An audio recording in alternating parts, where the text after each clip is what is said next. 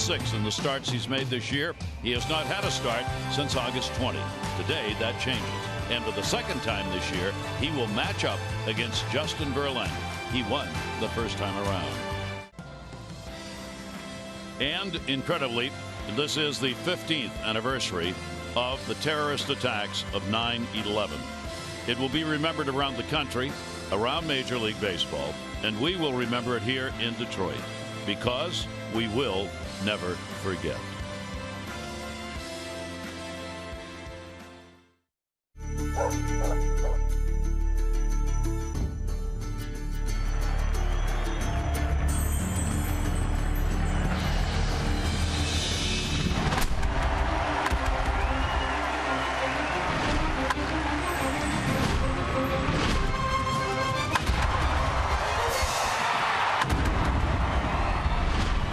It's the Orioles on Masson, and we welcome you to Detroit, the rubber match of this three-game set, the Orioles and the Tigers.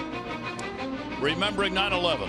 Before the game today, ceremonies performed, players out on the field recognizing first responders who are present here at the game. 8:46, a Boeing 767 crashed into the North Tower of the World Trade Center. At 9:03, a 767 crashed into the South Tower. At 9:37, a 757 crashed into the Pentagon. And at 10:03, a 757 headed for more destruction in Washington crashed in a field in Pennsylvania. I knew I'd struggle. I just didn't know how much. We remember those who died, those who were injured, and all the terror that took place on that date. With the national anthem here in Detroit, member of the Fire Department of Bloomfield, Aaron Pressel. Oh, say, can you see by the dawn's early light what so proudly we hailed at the twilight's last gleaming, whose broad stripes and bright stars through the perilous fight o'er the ramparts we watched were so gallantly streaming, and the rocket's red glare, the bombs bursting in air, gave proof through the night that our flag was still there. Oh, say, does that star-spangled banner yet wave o'er the land of the free and the home of the brave?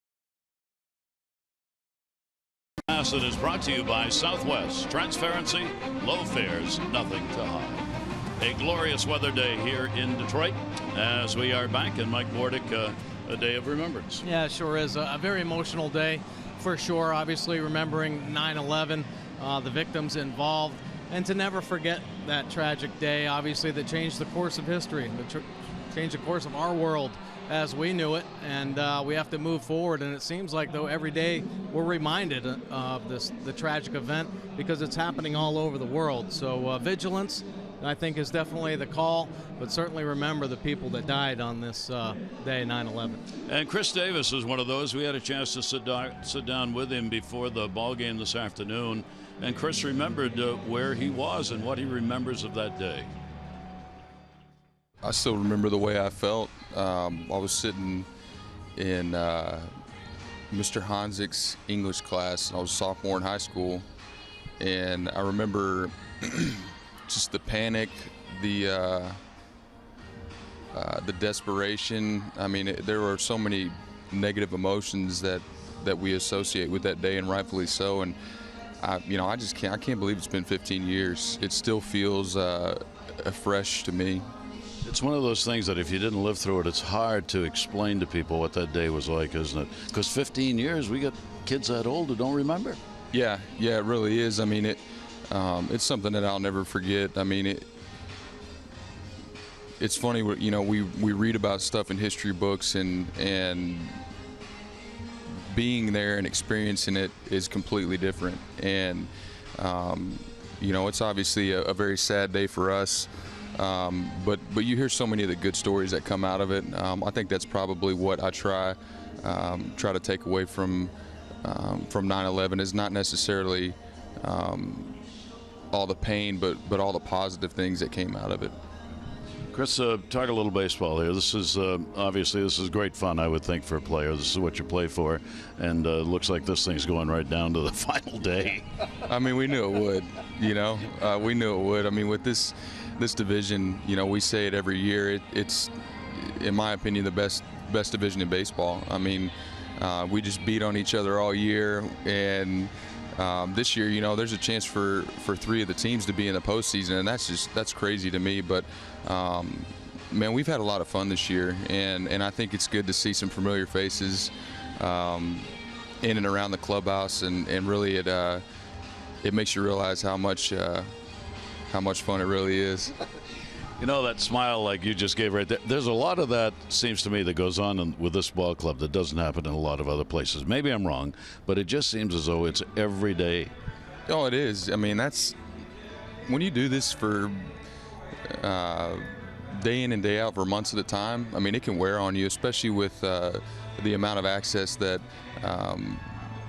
people have with us now. Yeah. I mean, we're always in front of the camera. We're always readily available. To have a close group of guys that we can really be ourselves around and joke around, and man, it makes it a lot of fun to come to the park every day. I got to get an update on your hand here. You're going to play. They say you can't play if you're injured, but you can play hurt. So I guess that's what you're doing. Yeah, I've been playing hurt all year, so yeah, it's part of it. Unfortunately, we're not invincible, and I'm reminded of that on a daily basis. But it's been something that I've just kind of had to battle all year. And you enjoy the years when you get to be the man, so to speak, every game. But I think this year has been particularly special for me, just the way I've grinded through it and stayed there and fought to be in this position. Chris, really appreciate it. Have a great finish, and thanks for taking time. You bet. Well, Chris Davis definitely heating up here down the stretch run, keeping his team loose. You see all kinds of laughs and joking around in the Orioles dugout. Take a look at our BGE Home game time temperature here in Detroit. It is a gorgeous day at 69. BGE Home, Baltimore's home team for heating, cooling, plumbing, and electrical. Why would you call anyone else? Lineup brought to you by Southwest. Transparency, low fares, nothing to hide. Jones, Bourne gets a start. Machado, Davis, Trumbo, Scope, Kim, Hardy, and Joseph. Big September for Chris. And take a look at Justin Verlander's pitch arsenal this season. The fastball 52% of the time. Still a good one. Mid-90s with the heater, but he'll pump it up there. 97, 98 as the game progresses. Adam Jones, first swing of the bat yesterday, a home run. This one he will take for a ball. Take a look at the rest of his numbers. 14-7 with a 3.28. Now his second half numbers so impressive that all of a sudden he's starting to get talked about as Cy Young. 2.09 opponent average on the year. Broken bat, ground ball, that'll go to short. Iglesias is there over to first, oddly handled by Cabrera, but they get the out. Take a look at the Tigers defense behind Verlander, Upton, Maben, and JD Martinez in right field. Iglesias and Kinsler will be up the middle. Ibarra and Cabrera once again on the corners, and McCann back behind the plate. So the Orioles come into this just 2 games behind the division leader. They are now the second wild card team, 1 game ahead of these Detroit Tigers. All at stake with 21 left to go. Here is Michael Bourne batting in the number 2 spot, playing right field. Why? Get some speed in the lineup, and he's hitting .371 lifetime against Verlander. Yeah, you got to put your numbers guys in against one of the best pitchers in the game. Verlander bouncing back this season to his old self. That pitch will be taken away for a ball. Verlander works very quickly. This is another occasion where at times you'll see the Orioles try and move out, try and slow him down a little bit. He gets into a rhythm. That's when he's at his best. Michael Bourne with a 1-ball, 1-strike count. He's 0 for 1 in the series. He'll go after heat upstairs. Boy, with Verlander, with anybody, Tillman and another one, on a day like this where you have bright sun, lots of glare, and guys are going to throw in the mid-90s, it's got to be tough. It's not easy at all. Yeah, you just got to keep your focus as high as possible. The hitters wear the eye black, glare out there. Foul that one off the catcher McCann, and Verlander. The 1 and 2 are off Bourne's foot first. Verlander comes in the second in innings pitched in the league. His strikeouts 209. He is second in that department as well. Just out of the top 10 in ERA at 3.28. He has won his last 4 starts. 1-2 delivery on the way, and Bourne will take that one inside. A little break on that. The count goes 2-2. A couple different breaking balls. Has the slower curve. It's the true power curve though. 1-7, almost 12-6. Right on top of it, and then the power slider as well. 2-2 delivery on the way, and Bourne will swing through it for a K. Cutting the heater loose early on in the ball game. 96 miles an hour to get Bourne. Starts him off with the heater. A couple breaking balls in the middle, right to the outside corner with 96. Verlander had a complete game loss against the Orioles on May 13. That was against Tillman on the other side. Great pitchers duel. He gave up 1 run on 4 hits in 8 innings and lost the ball game 1-0. He has had 2 complete games this season. Here's Manny Machado. 2 down, nobody on. Manny 1 for 7 in the series. First ball hitting right center field towards the gap. Pretty good wood. It will be dropped. Rolls all the way to the wall, and behind him Manny's on his way to third as Maben had to chase it down. Maben thought he was there. He reached out as though he had it timed, and it didn't. He didn't, and it's a triple for Manny Machado. Yeah, just kind of coasting after this ball. Take a look, Manny Machado going down and getting it, and it's cutting away. Maben on cruise control out there. That little extra movement into the right center gap beats him. Manny Machado turns on the jets, hustling into third base for a triple. So Manny gives the Orioles a chance here in the first. And that is his first triple of the year. And Manny Machado talking with Bobby Dickerson, third base coach now. Verlander will toss a few in the dirt. He's got 6 wild pitchers this year. And there's one that almost went by. McCann had a reach inside and almost behind him to haul that in. Chris Davis up. Chris, the 1 for 6 in the series, a home run, couple of RBIs for him against Verlander, a .259 career hitter. They have the shift on, keeping Ibar, the third baseman, closer to third though, so Machado can't walk a big lead off. And a big swing and a miss. Well, Chris Davis has been scorching hot here recently. Well, 4 home runs in his last 7 games. The crusher certainly back since August 11th, 13 home runs. He needed his bat to start heating up, and it has. Davis just raw 96 right there and up. 1-2. And you could tell by the swing he didn't really have a very good look at that pitch. No, that fastball got on Davis and by him. A little extra life at the top of the zone. Verlander's fastball back. 1 ball, 2 strike count. A look over to third. Verlander steps off and then looked to see where Ibar was. He didn't like the fact Machado was getting that big a lead at third. Now Ibar moves over a little bit, hold him a little bit closer. Verlander out of the stretch, 1-2, and more heat. 2 strikeouts in the inning, no runs on 1 hit, no errors, and 1 left on base. Chris Tillman returns when we come back.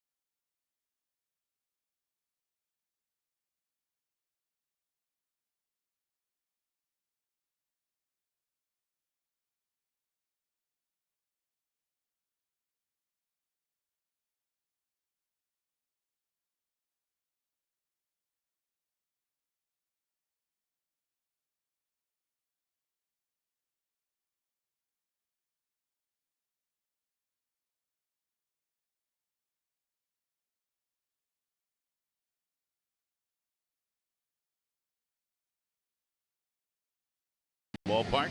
Here's the Tigers lineup today. Kinsler, Maben, and Cabrera. Victor and J.D. Martinez. Upton, McCann, Ibar, and Iglesias. Against the Orioles, lifetime numbers good. This season, not so good. Now let's take a look at Chris Tillman's pitch arsenal this season. Fastball 57% of the time. Typically starts off with good velocity in the ball game. Last couple starts there have been some questions, and of course reason why, shoulder bursitis slowed him down a little bit. But Tillman, 15 wins on the year. Very impressive. 376 earned run average, 126 punch outs on the year for Chris Tillman, and holding opponents down at 242 overall batting average. He has given up to 18 long balls, but great success against the Tigers in his career. Has not lost against this Tigers team. And he has not lost here. He's 3-0. Comerica Park with a 2.65 ERA in this ballpark. Here's Ian Kinsler, a couple of hits and 7 at-bats. The Orioles manager and staff will be keeping an eye on Tillman, see what the velocity looks like. How are the mechanics? How's the control? Caleb Joseph behind the plate. The 1-0 delivery on the way, and that's going to be inside. He pitched on the 20th against Houston. Only a couple of innings, 6 runs, 6 hits in that ball game, matching his shortest start of the season. And then the bursitis enough to put him on the DL. And back today. Kinsler goes after it. Right side. Davis in foul territory. Gets there and puts it away. Let's take a look at the O's defense behind Chris Tillman this afternoon. Kim Jones and Bourne in the O's outfield. Hardy and Scope will turn 2 up the middle. Machado and Davis once again on the corners, and Caleb Joseph in the afternoon start. Cameron Maben. Maben a 3 for 7 in this series. He's had 1 hit in 4 at-bats, lifetime against Tillman. As we said, Chris had that great start against Verlander on May 13. No runs, 5 hits, 7 innings. And 7 strikeouts in the ball game and only 2 walks against the Tigers in that game. 0-1 count. Maben with good speed and way outside with it. Coming in against the right-handers from that third base side of the rubber. Almost crosses over a little bit now in his delivery. He's coming across the body a little. Yeah, definitely. That's that deception for Chris Tillman. That's in there. Yeah, Chris Tillman picked up his 15th win back on August 11th and threw 7 strong innings. But after that start, he had a sore shoulder. They gave him a couple days to rest. Made the next start, and that's when he lasted only the 2 innings and had to put him on the DL. That bumped shoulder. Outside.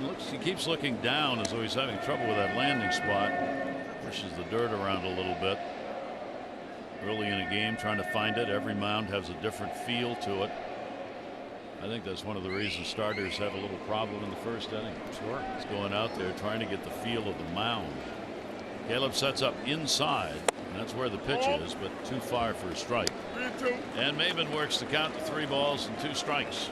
Yeah, you would think that every mound in Major League Baseball would be the same, but it's not. The specifications as far as the height are, but the dirt's different. The clay, the mixture, how you land. Some might be a little firmer than others. 3-2 to Maben. Chops that one fair down the line. Rolls into foul territory into the corner. Chased down by Kim. He's thinking about 3. Makes a big turn, stays as Kim gets it in. So Maben gets one inside the base and a double. Just hooking it down that third base line. Look at Maben's speed right there. They're just chopping it down. Machado playing off the line a little bit, gets hung up, and Maben started to turn the jets on. There is another gear in those legs.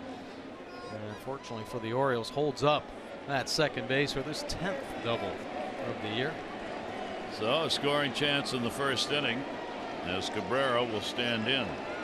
Maben will be held fairly tight by Scope. Cabrera is 5 for 15 with a home run off Tillman. And will step out as Tillman steps off. The Orioles have done an outstanding job holding Cabrera down this year. He's only 4 for 20. He's made the 4 count. 2 home runs and 6 RBIs off that 4 for 20 against the Orioles. Pitch on the way to him. Heat upstairs that he can't catch up to at 92. Yeah, after a career of just destroying the Orioles. 373 overall batting average, leads with an on-base percentage. All active players against the O's with a 456 on-base percentage. On almost half the time. This year, you said it. The Orioles controlling him. It's the 200 batting average. On the way to Cabrera, up and away. The 280 with runners in scoring position for a team that's tied with the Orioles. Both teams hitting 271 with runners in scoring position. That's tied for 4th in the American League. Here in this series, Tigers have gone 6 for 21. 1 ball, 1 strike count, 1 down. Ball again fouled away. Not a no doubles defense by Adam Jones in center field in this game, which is what Cabrera charged him with when he made the great catch on him going back up against the wall in the 3rd inning of last night's game. Adam Jones is in a couple of steps, if anything, in center field. He's looking behind him, though, making sure. Yeah. Here's the 1-2 delivery, and Cabrera in a pitch down and away, and the Orioles continue to get the big bat. Boy, and it doesn't seem like it's one spot right now for Cabrera against the O's. They've missed with a couple fastballs that he swung through. Take a look at the Nissan pitch track. That's 92 right down the middle that he swings through. Yeah, there's a little cut action on the fastball. But Cabrera off a little bit against the O's. Try to keep him down for another 3 or 4 at bats. Yeah. Well, Victor Martinez has not been off against the Orioles as usual. Comes in with a 5-game hit streak, the DH. 8 for 23, a home run, and RBIs against the Orioles this year. Maven off second base, and the off-speed delivery will be a strike on the outside corner. Victor Martinez, 303 with runners in scoring position. This is Tiger team and the Orioles. Another big game. Orioles win, put another game between themselves and the Tigers in the wild card. Tigers win, and it's tied up for the second wild card spot again. And the pitch will be outside for a ball. Boston, Toronto playing again in Toronto. Yankees home, trying for a sweep of Tampa Bay today. 7 in a row for the Yankees. A red hot team. Two of the hottest teams in baseball, both in New York. Yeah. The Mets and the Yankees. They're both playing outstanding baseball. Victor Martinez waits on it, and Tillman's delivery will be up high. Well, I think at least early on here, whether it's sustainable, we'll see, but the velocity's up, which is where good. you would expect it. Yeah, absolutely. In his last start, where he had only the 2 innings pitched, his fastball velocity just never came up. It was down, and there wasn't even any indication that it was going to get up into the mid-90s. He's already touched 94 a couple of times here in this ball game. Maven with a double, leading off second base. 2-1 delivery on the way, and a ground ball into the shift. Scope out in right field's got it. Plenty of time to make the play, and that'll do it. No runs, 1 hit, no errors, and 1 left on base, and no score after 1.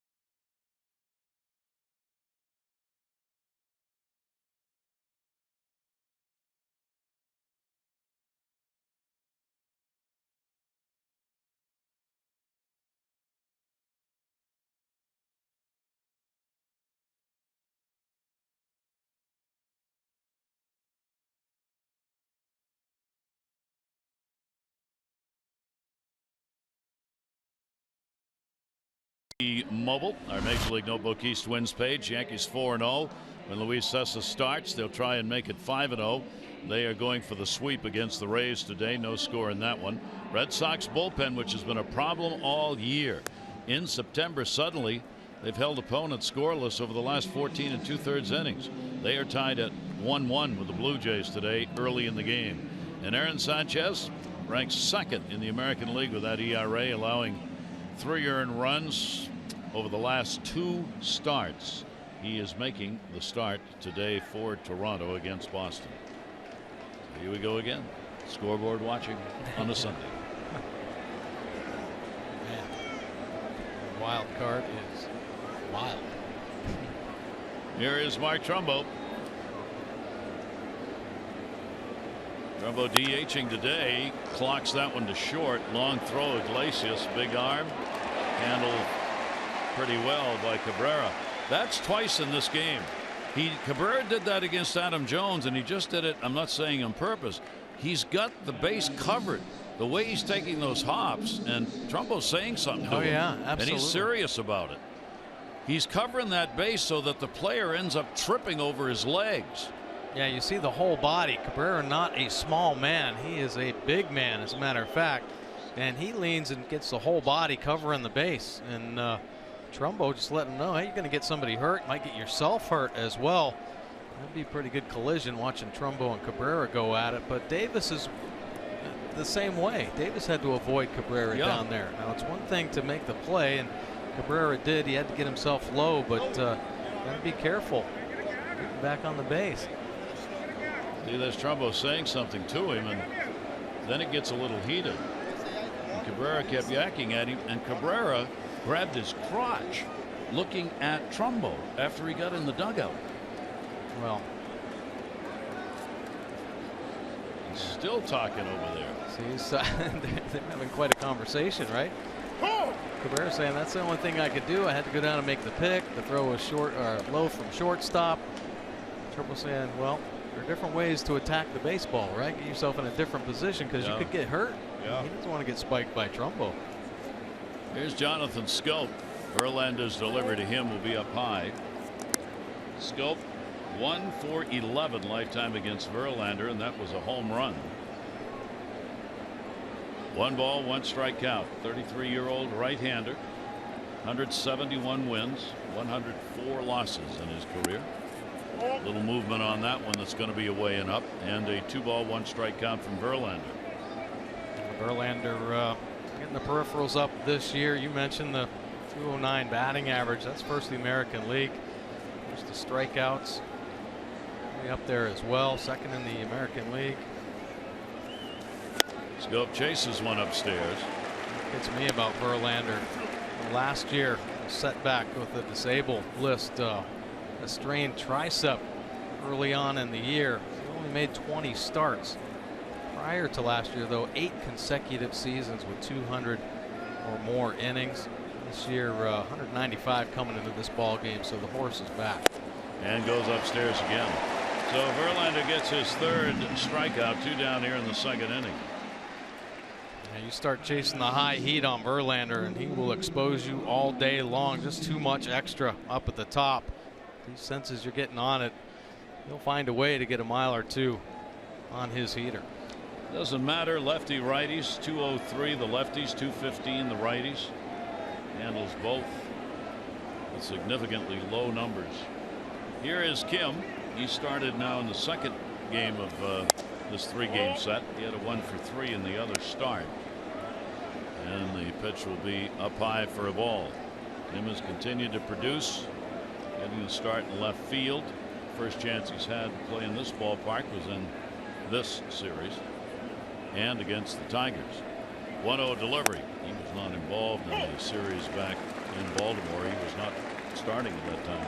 Yeah, he was still on the bench trying to figure out his swing. He had a home run taken away in the first game here on the opposite field.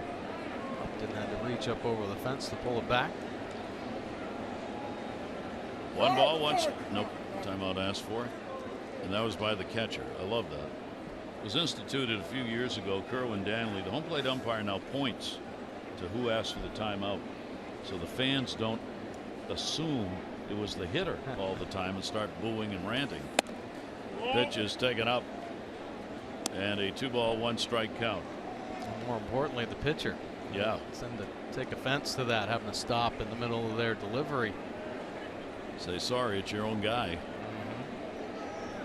So will Kerwin point at Kim if he calls the time? Yeah, he usually puts his hand over, and I mean, you got to watch for the umpire to do it, but they do. But when it's a catcher, they really make sure you know that's who asked for the timeout, and McCann did that time. 2 ball, 2 strike count on Kim. Defense outfield shades to left, infield straight up.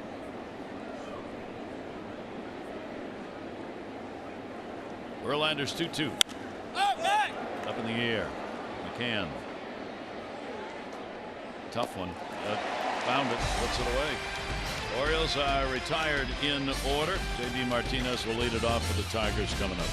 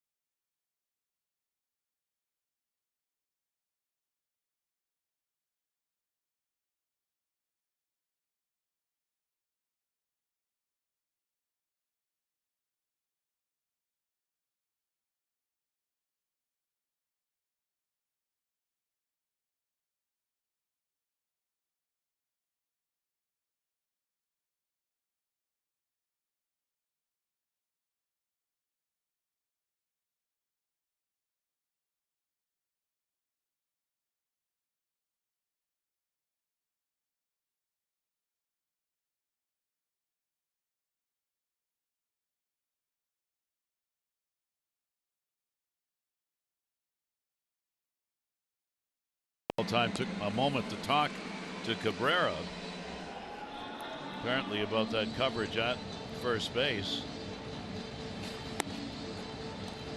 We obviously have no idea what he's saying, but he certainly had a lot to say.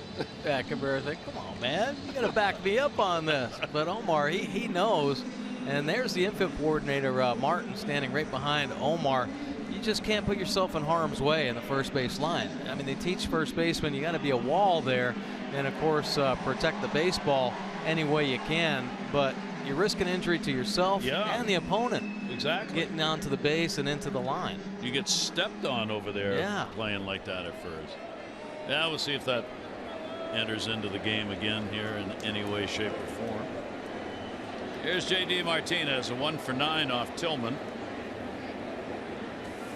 And we'll go after the first pitch and foul him back upstairs. He's had a tremendous series, both this one, 5 for 6, 3 RBIs, and on the season, he's 9 for 19 against the Orioles with a home run and 4 RBIs. Both Victor and J.D. Martinez, both had very high numbers against the Orioles. That one slips over his head.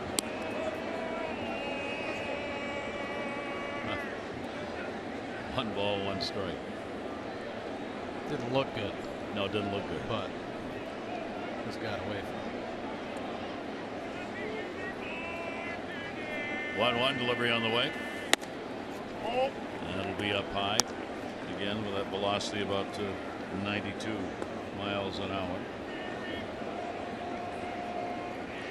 Chris not on any kind of a limit as far as pitches thrown in this ball game as he returns. 2-1 pitch on the way. That's in there. What Joe Walter saying, as he always does, the Tigers will tell us whether Tillman's effective or not. Yeah, and I think Buck Showalter thinking, all right, Chris Tillman, a lot of starts under his belt this year, a little time off, a couple bullpen sessions. Tillman's had a great feel for the baseball all year long. If his shoulder feels good, he should just bounce right back. And it seems like the first inning maybe looked a little uncomfortable with the mound, but good command of all of his pitches right now. Great changeup. Lost that curveball, but the fastball looks good with the velocity. He's moving around. Both these teams now, in effect, have 6 starters available. 2-2. Infield shifted around. Ground ball will be fouled off. Holds that count 2-2. I'll take a look at Chris Tillman's opponent average by pitch type this season. Before the All-Star break, you see the number up a little bit with the fastball, but everything else real good. Curveball, slider, and changeup numbers down. But since then, the fastball numbers have dropped, but everything else has come up, and that's led to more hits, obviously, in the second half. Higher overall batting average for Chris Tillman, 269 in the second half, as opposed to just 230 the first half. So he's got to find a way to work his secondary pitches in there, find some more consistency. 2 ball, 2 strike count, and another foul ball. Orioles looking to take this series. They've guaranteed themselves the season series as they lead Detroit 4-2 on the season. This 3-game set, of course, 1 apiece. Moving outside, Joseph. Shattered bat, 1 hop Hardy. And the play made on J.D. Martinez. Well, Maryland Lottery's contestant of the game, Tessa Dittman from Westminster, 500 for being selected, and you'll win 500 more for every Orioles home run hit today. Grab a Home Run Riches scratch house before they're gone. You could win up to 50,000. Visit mdlottery.com/baseball. Orioles have set their rotation for the Red Sox series. It'll start tomorrow night at Fenway. Said both teams have 6 starters. Each manager will will take a long look at how the particular pitchers do in particular ballparks against teams and lineups, and then fashion the rotation for each of the remaining series. Upton's not had a hit in this series. He has gone 0 for 6. Justin Upton at 238. Got some power, 22 home runs. Yeah, coming in there are a lot of hot Tigers hitters. Upton, one of the major ones, produced 9 home runs over the last 19 games or so. Kinsler was hot coming in. Cabrera, basically the whole lineup You see the Orioles pitcher shutting them down a little bit. A real good job of that. 1 ball, 1 strike count. Orioles with a runaway 11-3 win in the game last night, after the Tigers had the 1-run win, 4-3 in the opener. It'll be Wade Miley tomorrow night against David Price, going for his 16th win as Price. Game 2, Dylan Bundy, Drew Pomerantz, Kevin Gausman against Rick Porcello, the 20-game winner in Game 3. Tomorrow from Fenway, Masson 2, 6:30 O's extra, 7 o'clock for the ball game. 1 ball, 2 strike delivery by Tillman. Somehow got a piece of that and fouled it off the brick behind home plate. 1 ball, 2 strike count. Tillman making some good pitches with the fastball here. Some natural cut on that here. 92-93 on the outside corner. And Upton just getting a piece of that one.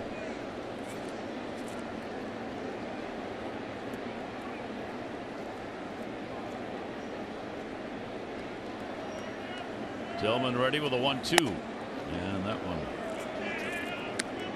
doesn't go where he wanted it to. Way up high inside. 2 ball, 2 strike count on Upton. Orioles have a rested and full bullpen available. Only Tyler Wilson and then Zach Britton worked last night. Britton just to get some work in. 2-2 pitch on the way, and that's going to be up and away. And the count will go to 3-2 on Upton.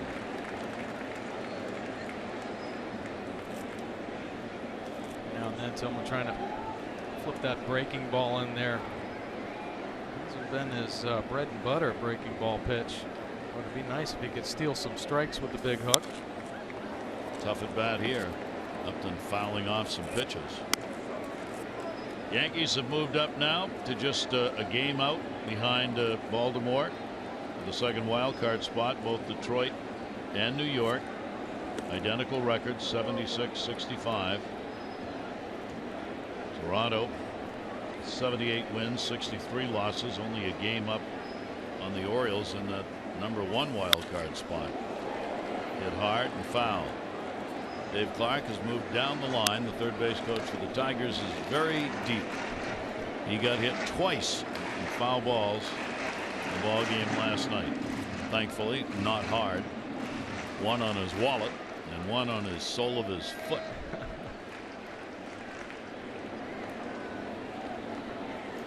3-2 delivery, and Upton again chops it foul.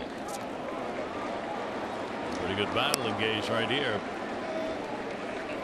It sure is. Chris Tillman and Caleb Joseph throwing everything they've got at Upton. Some good pitches that Upton's fouling off. Be the 10th pitch of this at bat. Joseph will not move and set up till Upton gets back in, and then try and wait. Right there. And got him on the outside corner. Upton was headed the other way. He'll make a 180-degree and head back. So threw a couple cut fastballs on the outside corner. How about the two-seamer bringing it back? 91 miles an hour, and Caleb Joseph settling in on the outer edge. Upton not liking the call. Big strikeout for Tillman. Kerwin Danley, home plate umpire, slightly favors pitchers and ball strike calls over his career. Nick Lentz has joined this crew today. Joe West, the crew chief. Andy Fletcher, the umpires. 2 down, nobody on. Here's James McCann. McCann has had a couple of hits, a couple of starts in this series. Came on and played late in the game last night, and that's in there for a strike.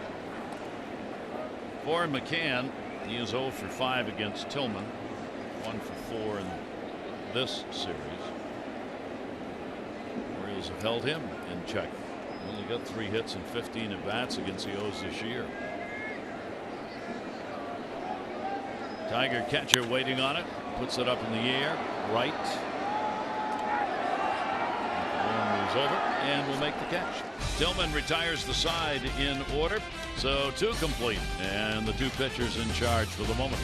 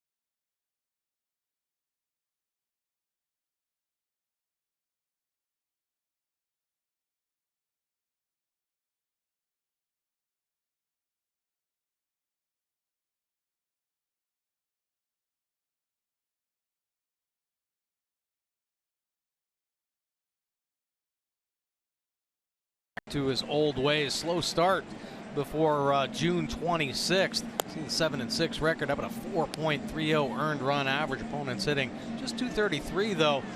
Since then, 13 starts. He's had 12 of 13 where he's given up 2 runs or less. Only 1 loss in his 13 starts. .209 earned run average. And the opponent's hitting just .181. He's averaging 6.9 hits per 9 innings. That's first in the American League right now. Got the lowest whip going in the American League. Verlander's back, and I mentioned the 2 runs or less in 12 of 13 starts. The other start, he gave up 3 runs. So he's been pretty dominant here since June 26th. Here in this ballpark, lifetime, he's had 90 wins and 47 losses here at Comerica. 90 and 47. ERA in this ballpark is 3.25 lifetime. J.J. Hardy leads it off against him. Hardy a .250 hitter against Verlander, and 3 home runs for Hardy off the Detroit starter. 0-1 pitch. Hardy puts that one in the air to center. Maven's got it lined up, and he'll put it away. One away here in the 3rd inning. Postseason push. And at Birdland, some big games. Red Sox 4-game series starting Monday, September 19. Get your tickets and add to the excitement as the Orioles make a run, and what a big 4-game series that is. At Orioles.com or 888-848-BIRD starts Monday, September 19. Caleb Joseph hitting in the number 9 spot for the Orioles. Caleb will take the pitch from Verlander for a strike. Caleb has actually done well against the Tigers. 316 lifetime average, 250 here at Comerica. And down the line, that is a fair ball. It'll roll into the corner. Caleb on his way to second base. He'll go in with a double. Hit the facade and died there, and J.D. Martinez had to come get it. Joseph on with a 2-bagger. Nice piece of hitting right here from Caleb Joseph. A little slider, maybe cutter on the outside corner that Caleb stays on. Had some problems, that front side leaving a little too soon. You see him keep it a little tighter there, slapping that double down the right field line. Another chance for the Orioles and our Bank of America alert. Adam Jones against Verlander. 3 home runs, 7 RBIs. That's the lifetime mark he has against the Detroit starter. Jackie Bradley Jr.'s had a 3-run homer 2nd inning off Sanchez. And the Red Sox have a 4-1 lead over Toronto in the bottom of the 2nd inning. Adam Jones. See if he can pick up the RBI out there at second base. Caleb Joseph being held tight to the bag by Kinsler. Adam has just torn up the Tigers. 12 for 23. Foul back. And in May against Verlander. Yeah, how about this? May 13th, the 2 aces hooking up, and Adam Jones hits a solo shot. Verlander. Darren O'Day can't come down without him. Was that Darren O'Day or Brad Brock that missed it out in the bullpen? But that was a 1-0 game. Tillman, 7 shutout innings. Well, that was the one time when they charged O'Day with an error, I believe. Yeah, on the bullpen. 0-2 delivery on the way. Adam will take it. Backhanded by McCann, makes the stop on it, and a 1-ball 2-strike count. Good take right there by Adam Jones. Verlander gets ahead, likes to bury that breaking ball or ride that heater up to the top of the zone. And really tough to get on top of the high fastball. We've seen it. He increases his velocity a mile or 2 up there. 1-2 delivery. Jones down the line, foul territory and into the seats. Adam has gotten off to a tremendous start here in September. He's hit 371 coming into this game this month. He's had 3 home runs. He's been charging, leading the Orioles in their quest for a deep October. 1-ball 2-strike count. Caleb Joseph, not a big lead at second base. Both managers figuring this probably going to be a tight game, so anything that could affect the scoring of a run, such as holding a runner tight at second. Situation like this, they're going to do it. Caleb definitely doesn't want to get too far off the base, but he wants to have a good secondary lead. Pitch on the way to Jones. Did he go? Glance down at first base, and Jones, 2-ball, 2-strike count on Adam. Good number right there. 204 opponent average with runners in scoring position.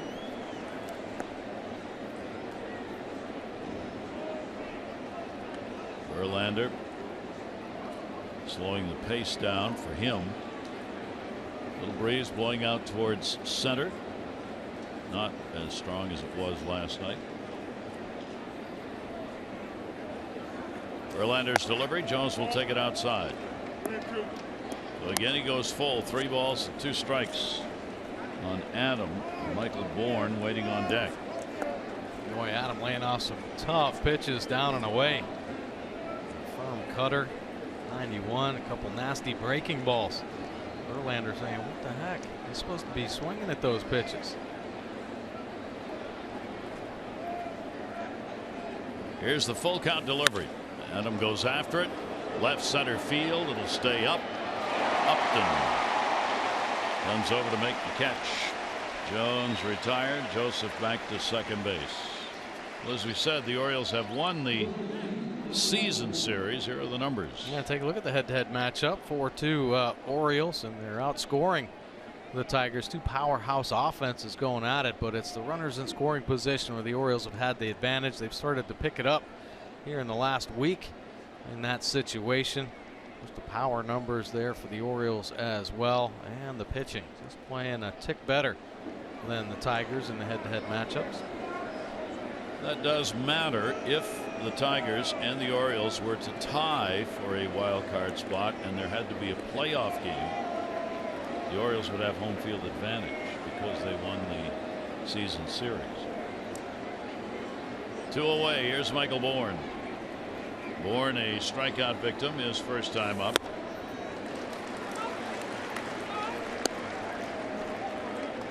Bourne's off to a 3 for 10 in September. He has picked up 1 home run. He's only had 3 chances with a runner in scoring position with the Orioles, 1 for 3. Verlander with the 0-1 delivery. And Bourne will take that up high. You know, just watching Michael Bourne here in a short time with the Orioles, looks like he's targeting left field, left center, but he has a quick bat on the inner third. He reacts in, basically looks away, and then drive the ball, back it up a little bit to the left side of the field. But man, that home run he hit in Tampa, lightning quick hands. Didn't like that one. And a 1-ball, 2-strike count. Well, the defense playing him that way as they are in and over towards left. Big gap in right center field.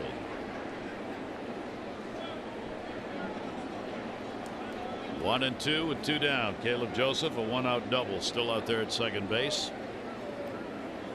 Verlander's delivery. Bourne will take it.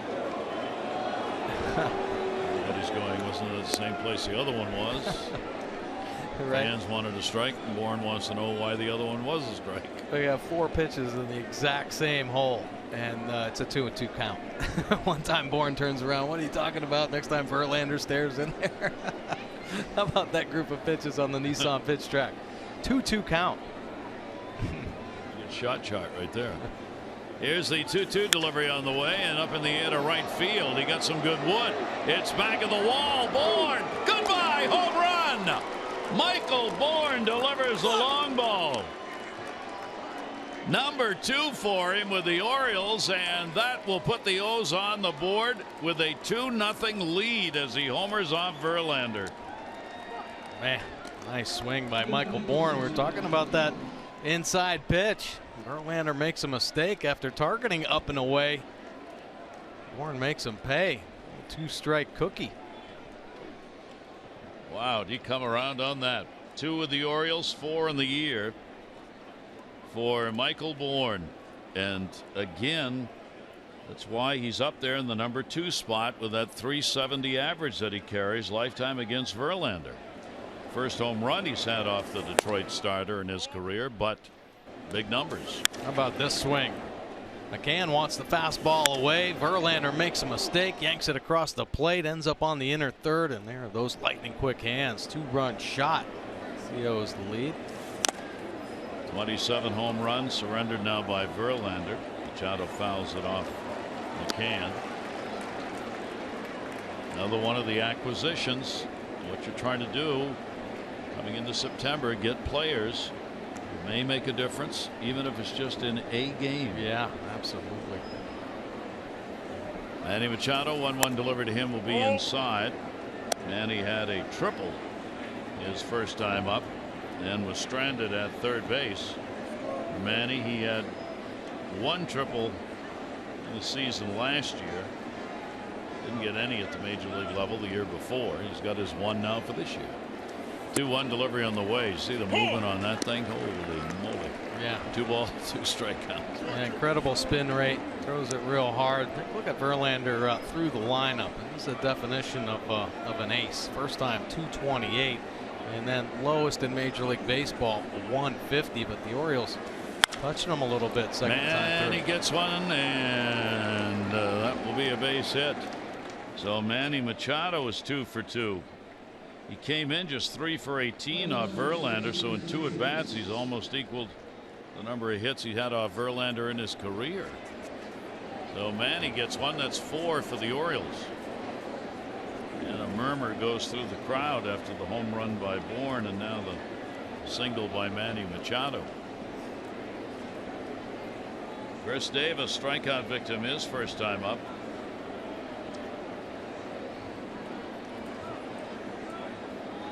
Full shift employed with 2 down, putting Kinsler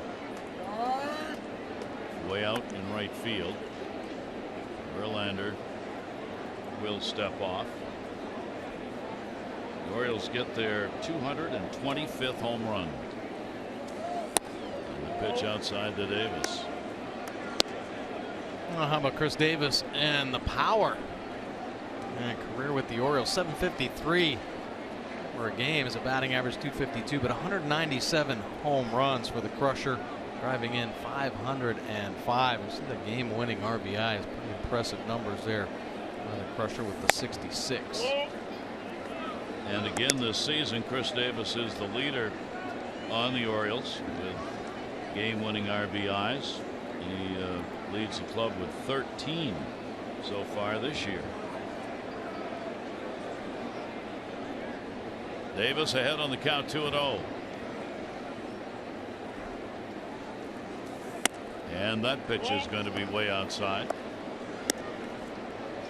Verlander falls behind in a hurry here as the count goes 3-0 on Davis with Mark Trumbo on deck.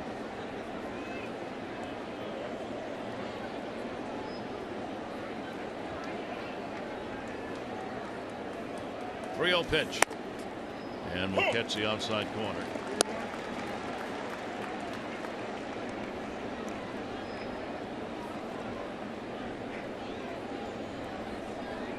Orioles have now hit 107 of their home runs on the road and 118 at home. It's a great division. No one can say it's just about Camden Yards when it comes to the long ball for the O's. Verlander way out of sync on that at bat, and the walk to Davis. Well, the Orioles will keep it going here, and that will bring Rich Dewey, the pitching coach, out to the mound. Yeah, Verlander shaking the arm out. A little concern. Of course, concern about Bourne's 2-run home run. Hoped with this inning. See the 26 pitches thrown. Just a little breather. The veteran, better be careful here.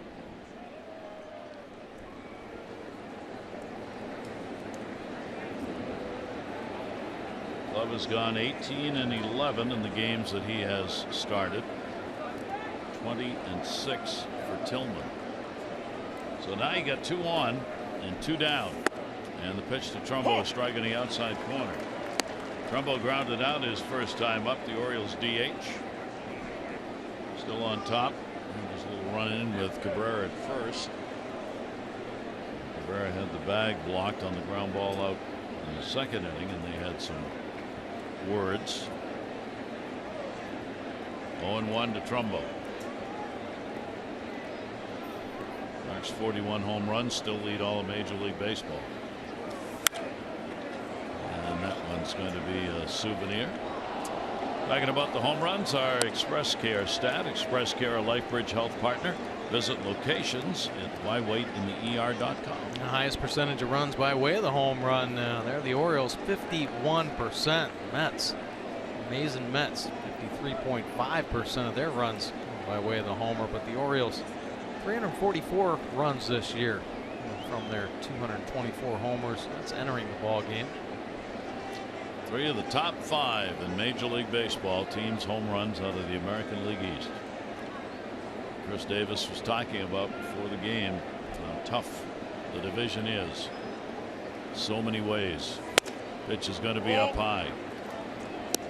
Verlander's having to work a little harder than he'd like to here in this third inning, and that pitch count, the Orioles are driving that up a little bit, up to 53. 1 ball, 2 strike count. The Orioles 2 on. Machado down at second base. Davis on at first. Yeah, that's a good sign for the Orioles. They want to get into this Tigers bullpen. 1-2 pitch. That'll miss away. Verlander, who always is in motion out there, a little more distraught than you usually see him, is what's going on here in the third.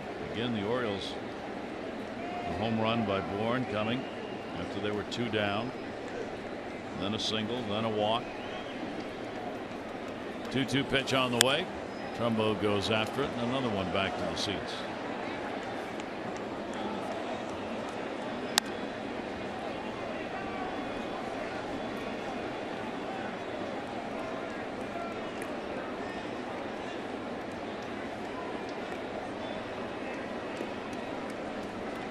Seems like Verlander really taking his time, being a little cautious with the power of the Orioles bats.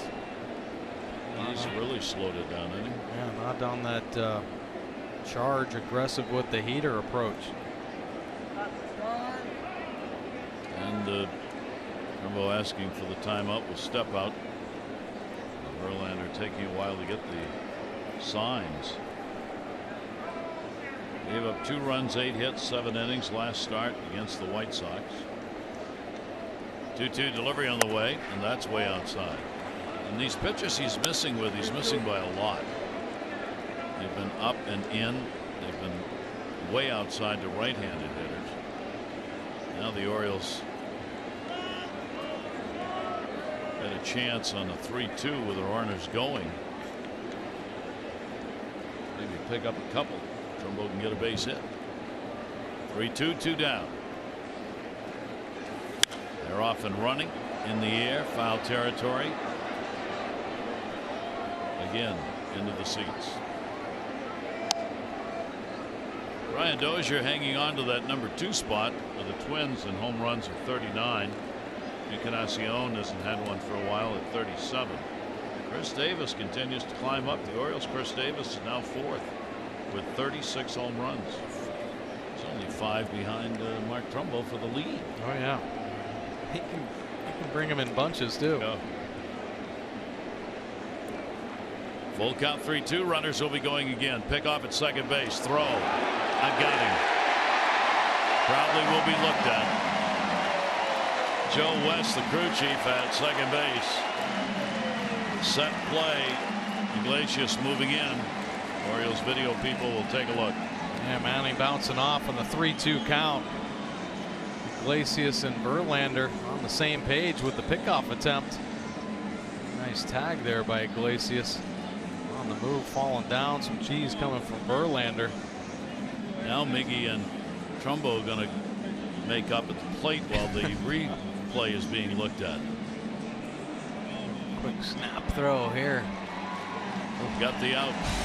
And Cabrera came all the way down to Trumbo, put his arm around him. A little bit about sorry about that play at first. Good sportsmanship.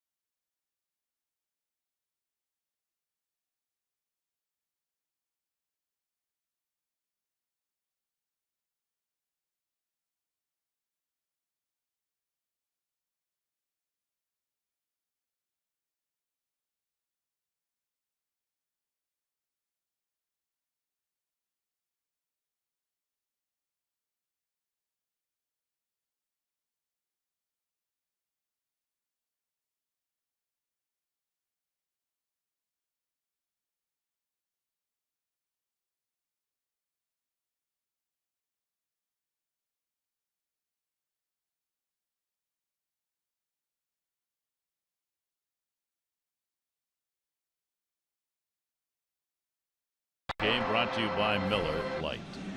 Gary Thorne, Mike Bordick with you. Home run, Michael Bourne, third inning. 2-run shot. The Orioles get a run on 3 hits.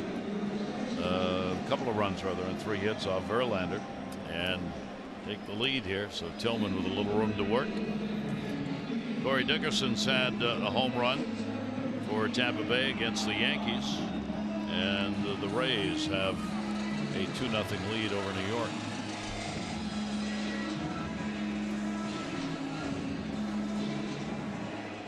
Manny Machado will stay in close.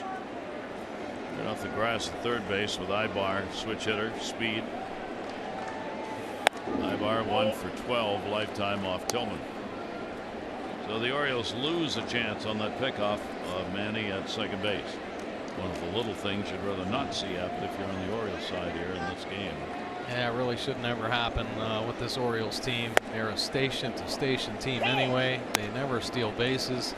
I mean, why take a chance getting picked off? Just stay there, let your power hitter do what he can. You're going to score on any hit. Yeah. So 1 ball, 1 strike count. Ibar, and the pitch from Tillman will be outside. Ibar getting lots of playing time at third base. Castellanos, they hope, is going to be back coming weekend. 2-1 delivery, and that will be inside. So Ibar gets up with the count, 3 balls and 1 strike. Ibar limited action with the Tigers as they got him because of the injury to their regular third baseman, and he will take that one for a strike. Game number 17 with the Tigers. The home run and 4 RBIs.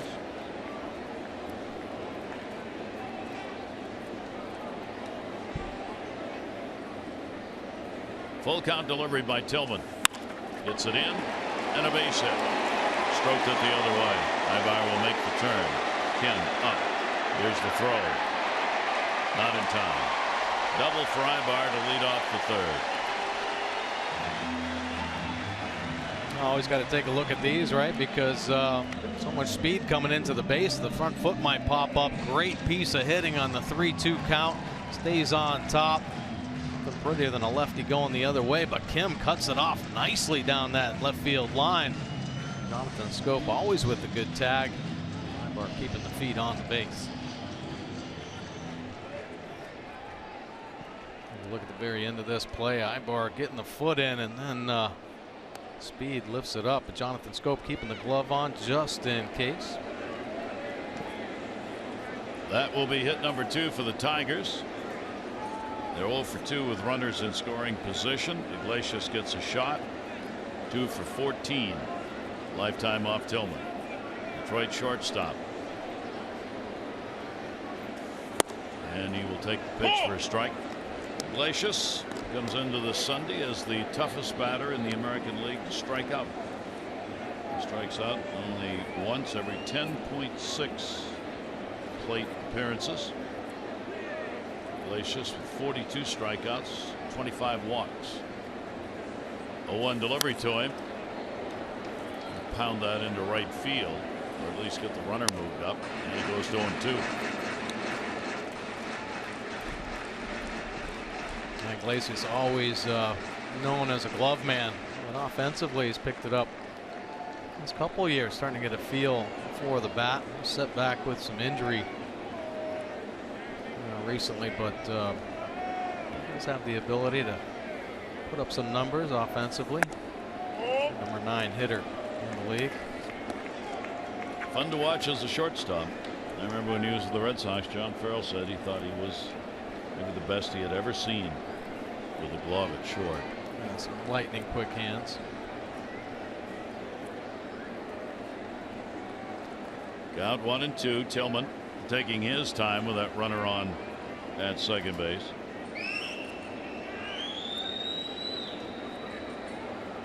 Outfield very shallow, center and right. Iglesias loops at Jones. Was he shallow enough? Yes, he was. Adam Jones. And the runner's got to stay at second base. Played that one perfectly. If he's back at a normal position, he has no chance to make that catch. Great play by Adam Jones. Great positioning by Wayne Kirby. And Adam gets incredible jumps out in center field. Go back. He can come in on balls. A lot of Gold Gloves out there. Beautiful play. Take the knock away. Potentially an RBI. Here's the jump from Adam Jones. Some stains on that uniform. Nice play. Here comes the bubble. Oh yeah, bubble out before he makes contact. So 1 away, and here's Ian Kinsler. And he will take the pitch outside. Kinsler, a couple of hits, 8 at bats in the series. Popped out his first time up in this game. Kinsler at 287 in these situations. Orioles have the 2-0 lead. 1-0 delivery after a look back down to third. That's going to hold the runner. Manny Machado makes the throw, and the stretch made at first by Davis with his toe on the bag. 2 down. Nice stretch by Chris Davis. Tough play for a first baseman to wait on that baseball whole way across. Manny Machado, quick look at second base to get Ibar back. Look at Davis waiting for the ball to get across the diamond before he stretches directly to the baseball. Nice play by the Crusher on the end. Couple of good defensive plays here to help Tillman out in the 3rd inning. Maben had a double his first time up. Now there are 2 down. Maben's got the big number with runners in scoring position at 418. And the pitch to him will be taken away for a ball. Tillman trying to hold him off the board after the leadoff double by Ibar.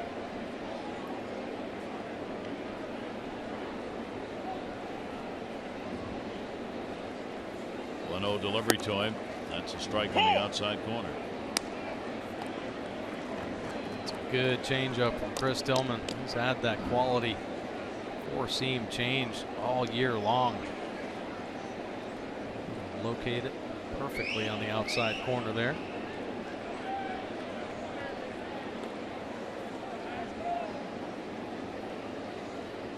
Here's the 1-1 delivery on the way. Maben goes to center. Adam Jones. He'll try and track it down. Way back. Adam Jones hauls it in. Another outstanding play. Adam had to go all the way back to the warning track as he was in a couple of steps on the at-bat by Maben. And the Orioles D comes through here in the 3rd, leaving a runner on at second base and leaving the Orioles on top.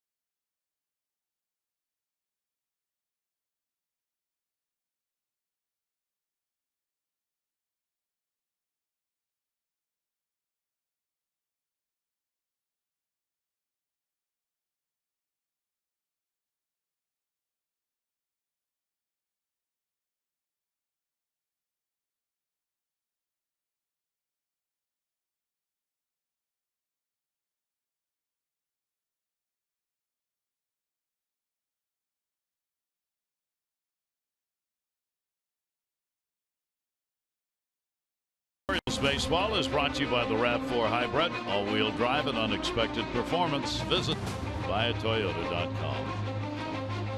The crowd on hand on this Sunday afternoon at the ballpark. It's a day game and a good one. Orioles have the 2-0 lead against Verlander. He has walked 1, struck out 3. Tillman has walked none and struck out 2. As the Orioles, 2 runs, 4 hits. Tigers, no runs and 2 hits. Bourne, the home run. Michael Bourne for the Orioles to give him the lead. So Trumbo resumes his at bat, or starts anew, we should say. He was at the plate on the pickoff. Manny Machado at second base to end that 3rd inning. 1-0 delivery on the way, and the pitch taken down low for a ball. Slugfest going on in Toronto. 5 runs scored by the Jays in the 3rd inning. They're still batting. They now lead Boston 6-4. Mike Ignacion's had his 38th. Tulowitzki his 23rd off Buchholz. That is in there for a strike. Blue Jays had a team meeting, right? Came away with a win yesterday, and that's going today. You didn't see a lot of the games, but the press accounts and even what the players were saying, and John Gibbons saying, they weren't playing with much fire. It's kind of hard to believe that you don't have much time left. Yeah. You got to play with some pizzazz. Doesn't mean emotional pizzazz, but focus and just you're in it. You're in the game, and they didn't seem to be for a couple of those. 2 ball, 2 strikeout. Scope and then Kim do up against Verlander. That's on the outside corner. Be 4 strikeouts for the Tiger starter. Oh, I know Chris Tillman has developed a real good cutter / slider hybrid type pitch. Well, Verlander's got the same thing, and he throws it hard, 90 miles an hour here, picking up the outside corner. Just a little late movement. Every now and then it'll have that little slider tilt to it, but it's more of a cutter coming out of that right hand of Verlander. 1 down, Jonathan Scope. Turned on a pitch riding inside on him. Jonathan with the 1 for 10 in the series. That was a home run, good for a couple of RBIs. And 1 for 12 lifetime, a home run off Verlander. 1-0 delivery toy will be up high.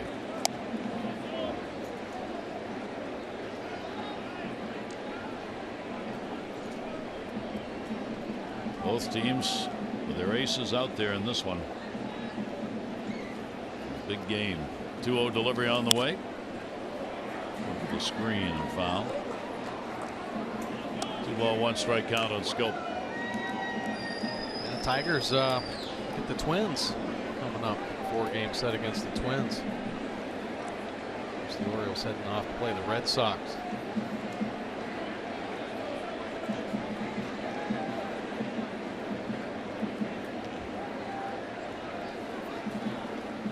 Scope ready. The 2-1 delivery on the way. In the air, left field. Say goodbye to that one. Way back, and goodbye home run. Jonathan Scope. He's got 2 hits in 13 at bats off Verlander, and both of them have been home runs. And the Orioles another multi-homer day, and they have a 3-0 lead. Just incredible plate coverage by Jonathan Scope. Even if he gets fooled a little bit, tall body, the long limbs, able to reach out, stay through the baseball. The changeup from Verlander. Scope goes out and gets. Boy, did he hit the heck out of that one. 23 home runs, 76 RBIs. And the pitch is a strike. Take a look at Scope's swing here. The changeup coming back on the plate. A bad pitch as far as location, but Jonathan Scope goes out and gets the good part of the bat on it. Bomb to deep left field. 0-1 pitch to Kim is up. And for our Maryland Lottery contestant, Tessa Dittman, that's worth $500. 2 home runs in the ball game, with Scope and Bourne getting them. Kim popped out his first time up. 1 ball, 1 strike count. We'll foul that one off. We can. And the count at 1-2. Well, the home runs have been the problem area for Verlander, if there is one. 2 in this game. He's given up 28.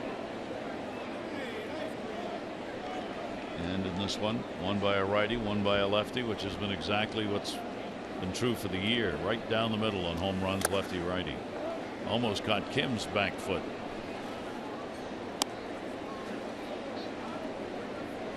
Two ball, 2 strike count. Oh no, not again. Jonathan Scope. Look, I got it on the label again. 400 feet. He loves to take the bat around after the home run, show everybody where it hit. That one's going to be foul. Almost. Trying to punch one by Ibar at third base, but didn't get enough on it. Count stays 2 balls, 2 strikes.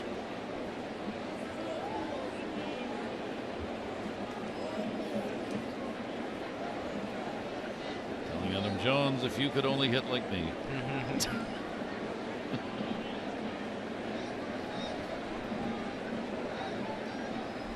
2-2 delivery on the way, and that's going to be inside. That's 72 pitches by Verlander.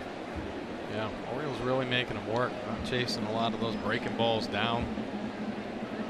Pretty good at bats by the Orioles. And Verlander, they knew who they were up against. 3-2 delivery on the way. Smacked down the line into the seats, foul. Down goes 3-2. Another long at bat. 8th pitch will be coming up here. There's the secret. Eyewash. Yeah.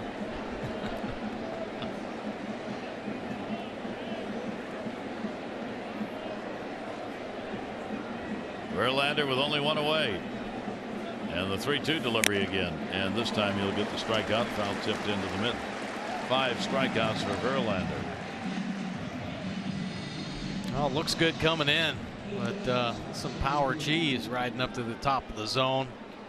95 miles an hour. Kim had himself a great at bat. Just expanding a little too much there.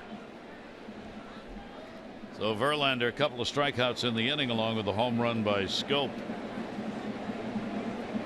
And there are 2 down. J.J. Hardy flied to center his first time up. Orioles now have 62 multi-homer ball games this year. They're leading the majors in 226 of them. You're going to get some multis. That's down the line. That'll head to the wall. Martinez has got it. Hardy cruises into second base. He's got a double. He continues his good series here against the Tigers. This one with 2 down.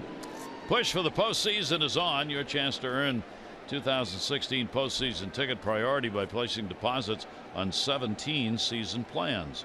Go to Orioles.com/postseason. Place a deposit on a full or partial 17 season plan. Guarantee an opportunity to purchase tickets to the 16 postseason. Got to do so by September 26. Orioles.com/postseason.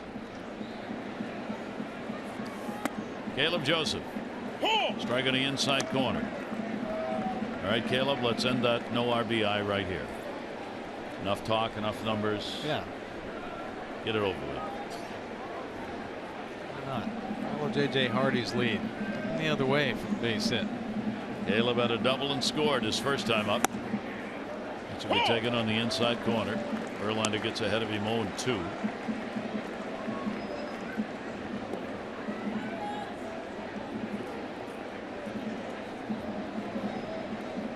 Orioles with 6 hits.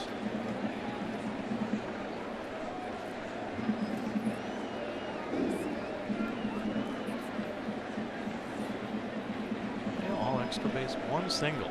Yeah. That's how you score runs. Yeah. And you got Bourne's home run, Scope's home run, Hardy, Joseph both has doubles. Manny Machado's got a single.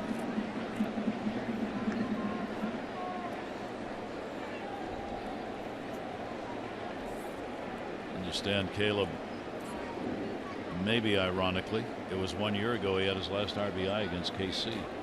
1 year to the day. Not on this one. Strikeout number 6. Orioles get one.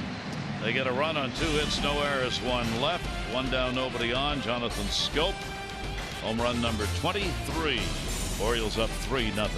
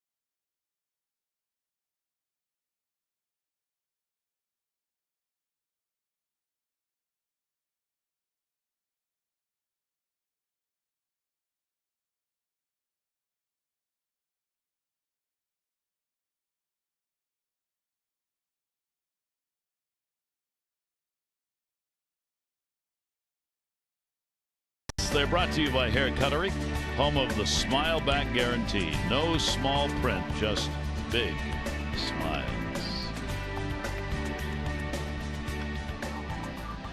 Makes you go, aw, doesn't it? Maybe not. 3-6-0 for the Orioles over the Tigers, who've had only 2 hits off Tillman. Tillman pitching so well here, already forgetting that he's coming off the DL for his first start since the 20th of August. No walks, 2 strikeouts, so no walks. That's a great sign for him. A lot of help from his D in the 3rd inning.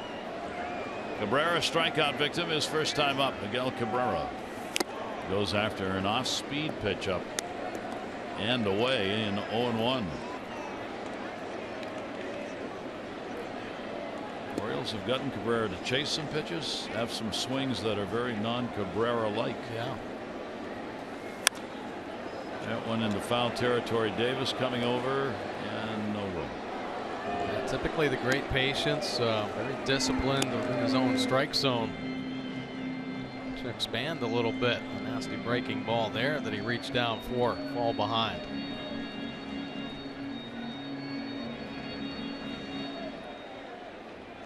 Cabrera the 0-2. Orioles have been able to pitch generally ahead of him in the count.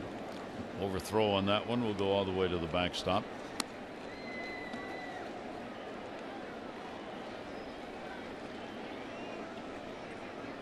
Tillman with a 1-ball 2-strike count now.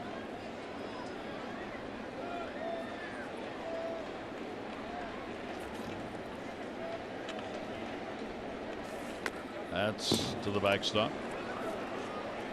Toronto got 5 runs in the 3rd inning over Boston to take 2-run lead. Boston got the 2 right back in the 4th inning. They are 6-6 in Toronto.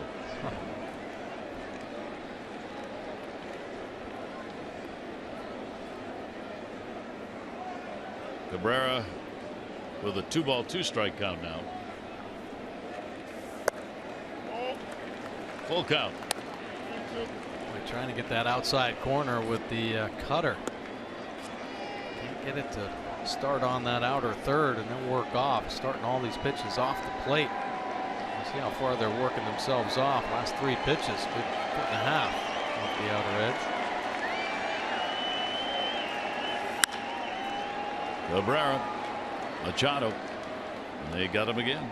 So Tillman comes back to get the out, 1 down here in the 4th inning. Orioles baseball on Masson, brought to you by USAA, insurance, banking, and investments tailored for the military community. Victor Martinez grounded out his first time up pregame. Lots of activities regarding the remembrance 15 years ago of 9/11.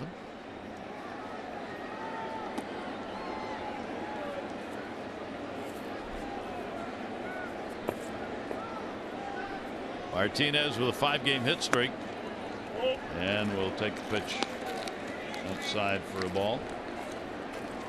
Victor Martinez, 6 hits in his last 20 at bats, including the 0 for 1 that he has had in this game.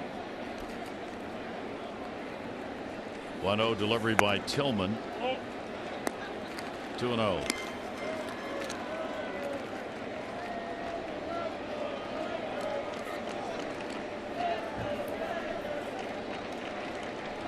I really like the fact that the Orioles pitching really hasn't let this team create any kind of momentum offensively, minimizing the damage and potential big innings. Ubaldo did it a couple times in yesterday's ball game.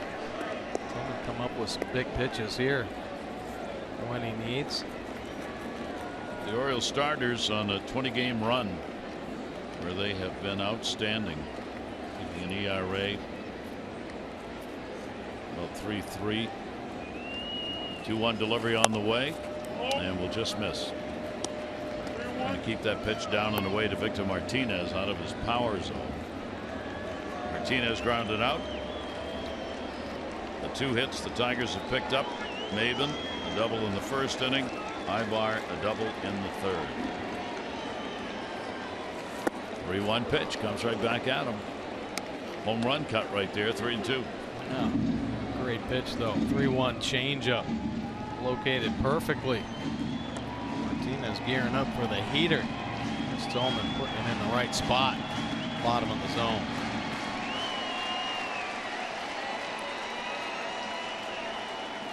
Tillman with a full count pitch to him. Do it again. The division race. Boston up 1 over Toronto, 2 over the Orioles, and 3 over New York. It's kind of hard to believe. Yankees have won 7 in a row. Toronto's only won 3 out of their last 10. Up in the air. Manny Machado is very deep and is able to put that one away, and Victor Martinez is retired. On Saturday, get ready for a new promotional giveaway. The first 25,000 fans 15 and over Rays game, they're going to receive either the vintage Orioles Bobble Boy or Bobble Girl. Add it to your collection coming up Saturday. Tickets at Orioles.com.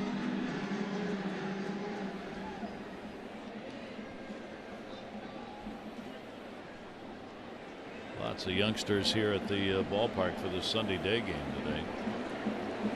Good crowds. The 2 night games. Swing and a miss by J.D. Martinez, a strikeout victim, his first time up.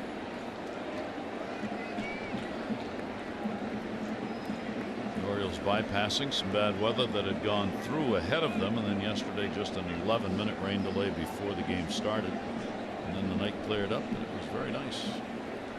0-1 pitch by Tillman. Tried to wait on it, couldn't. Bourne in under. And a 1-2-3 inning. That's the second out of 4 where Tillman has set him down in order, protecting a 3-0 O's lead.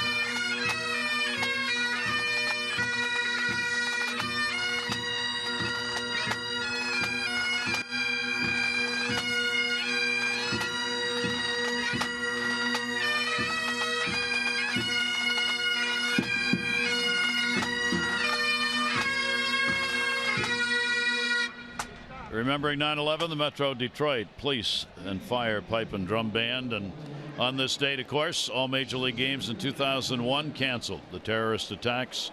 And it would be a while before baseball would get back. The Blue Jays were playing in Baltimore, took the bus back home. Yankee Stadium was evacuated. A precautionary measure. Marty Borshevsky and Brent Woodall, 2 minor leaguers, were killed in those attacks that day. And the date remembered here on the 15th anniversary thereof. All around the country and around each Major League Baseball park where games are being played today. Adam Jones will lead it off here. He has grounded out, flied out, goes after the first pitch. Ricochets all the way back to Verlander. It'll be Jones, Bourne, and Machado due up for the Orioles here in the top of the 5th inning. As the Orioles try and put away another road series win. Orioles now 32 and 39 in road games.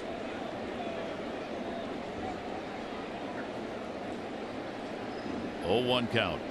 Goddamn, how many pitches he got? Verlander. He was quick at the start, first couple of innings. And since has really slowed the pace down, which is unusual for him. 0-1 delivery on the way, and that'll be outside. Among the teams in the American League East, the Red Sox have won 38 road games. They are number 1. Toronto's got 37. Yankees have 33. And then the Orioles at 32. Only Tampa Bay has fewer road wins than the Orioles among the teams in the East. The Orioles getting a chance to make up for that here, and then 3 more to be played in Boston, and then of course the final 2 series of the year will be played on the road in Toronto and in New York. A month ago, you probably would have looked at the New York series and said, well, probably will matter to the O's. Right. Now you look and it matters to both. 1-2. He had to go up, chops that one into left field. He's got a base hit. So Adam Jones on with a single. He's had 6 hits and 9 and 10 at bats now in this series. Wow. Take a look at our Maryland Live Casino Inside the Numbers. I'll take a look at the chase for the home run record comparison through 141 games. Now this not including today's ball game.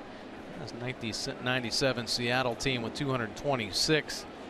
O's in 96, 227. And today 224 for the Orioles, but 225 since Bourne hit that 2-run shot. His first at bat in the 3rd inning. Good chance of breaking the record. This team's got a real good opportunity. Of course, Chris Davis heating up. Certainly add to that cause, but the Orioles have been consistently hitting home runs all season long. No reason why they shouldn't put a good run towards that record.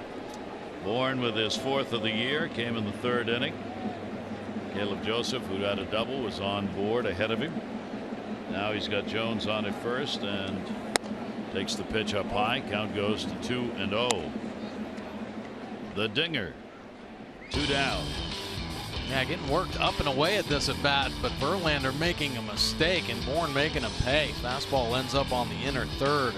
Those lightning quick hands fire through the zone. Bourne's first career home run against the Detroit Tigers. 2-0 delivery on the way to him, and Bourne will take a strike. The Orioles ball game last night, 4 home runs, 16th time the Orioles have had 4 or more in a game.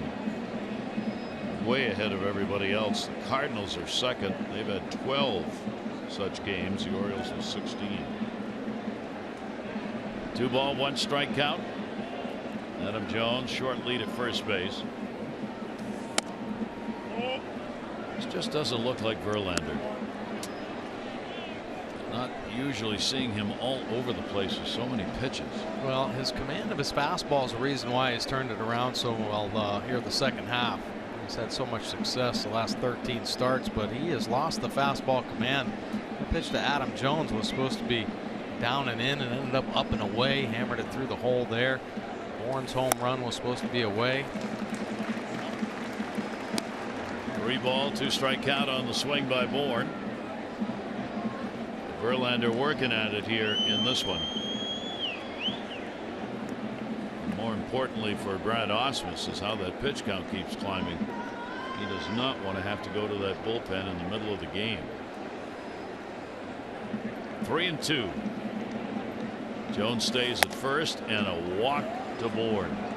Second walk surrendered by Verlander, and the Orioles get the first 2 on here in the 5th inning. Our PNC minor league report. PNC for the achiever in you. Bobby Bundy, older brother, of course, of Dylan Bundy, is having an exceptional, or had an exceptional second half. 2.77 earned run average in AA. 13 innings pitched, only 4 earned runs, 17 punch outs. So the power arm, fastball back. He had been battling injuries in the last few seasons. Nice to see him have a healthy year. Good numbers on the season with a 3.49 earned run average. Verlander walked to the back of the mound. McCann was so concerned the catcher decided to go out, and once the catcher went out, Rich Doobie, the pitching coach, was so concerned he went out. Verlander he seemed to be talking to himself behind the mound, just really unhappy with what's going on here. And the Tigers, of course, just want him to settle down. They will start warm-up action, though, in the bullpen as Ryan is up. We've seen him in this series. Kyle Ryan. Orioles have 2 on. There's nobody out. Manny Machado has tripled and singled. Manny takes one near the belt, and a 1-0 count.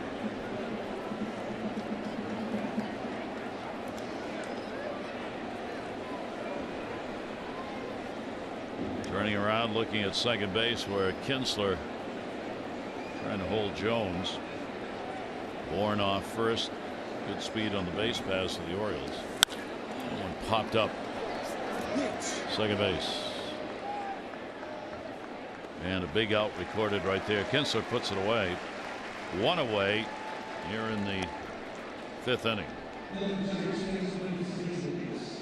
Now the infield can try and work for 2 here. Rondon in the bullpen as well. So Ausmus figuring he may have to do some matching up here. Verlander's in trouble. Chris Davis, a walk and a strikeout. Verlander's thrown only 12 of 21 first pitch strikes. I mean, that's but for him, not that good.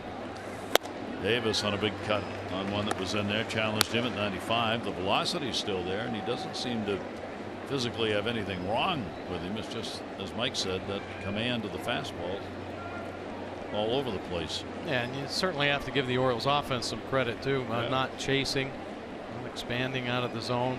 Some nasty breaking balls early on. A 1 delivery to Chris. And the count goes to 0-2 on Davis.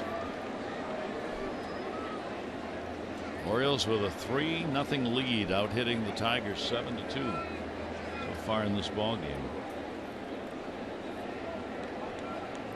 Nissan pitch track where they're trying to target Davis top of the strike zone. Crusher a couple holes up there. And up higher. So he just kept going up the ladder, and rung by rung brings him up. 2 down. Now 3 pitches. Davis showing he's going to expand. He really chases this one, fighting hard to get on top. You see the release, the quick release of the bat. That hand seems to be bothering Davis. No question, it hurts. Here's Mark Trumbo. Trumbo has grounded out, and he has struck out. 1 more RBI will put him at the century mark. Pitch is outside. He got 100 with the Angels back in 2013. Exactly 100. That is his major league high in RBIs. He already has a new major league high in home runs with 41.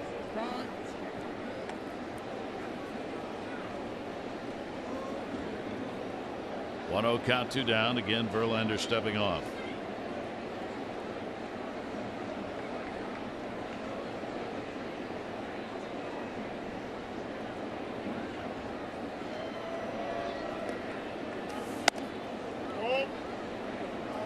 And the count goes to 2-0 on Mark. Boston got 2 in the 4th. Toronto got 2 in the 4th. Toronto leads at 8-6. They're just matching runs for runs. Tulowitzki's having a big day, and he had had a cold bat going into today's game. 2-0 count, 2 down. Trumbo will take the fastball away. Count goes to 3-0. Jones a base hit. He's on at second. Bourne a walk. He's on at first. Verlander with a 3-0 count on Trumbo. Nothing close right now. No. Trumbo, a green light here for a heater, and he did. Going for the long ball on the 95.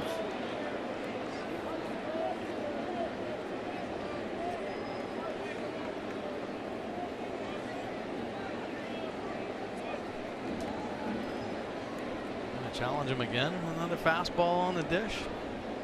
Fun to watch. Trumbo hopes. 3-1 pitch on the way. Yep. You get that one up to 96. So after falling behind 3-0, Verlander just comes in with it and a full count. 3-2, 2 down. Jones and Bourne will be running.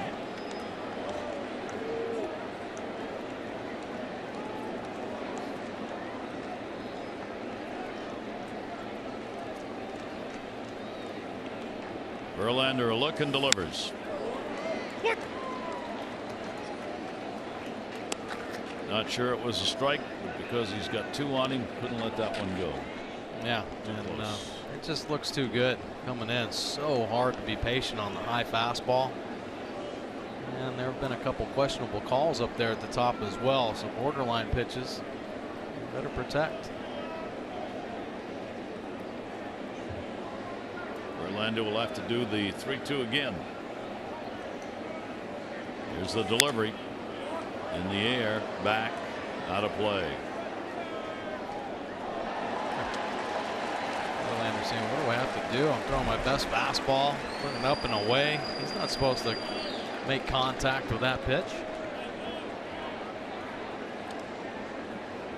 This is going to be the 8th pitch of this at bat. How many of these have we had in this game by the Oriole hitters? Where they have gone 7, 8, 9, even up to 10 pitches. 3-2 delivery again. And again, Trumbo down the line, headed towards the seats. And that'll be a foul ball.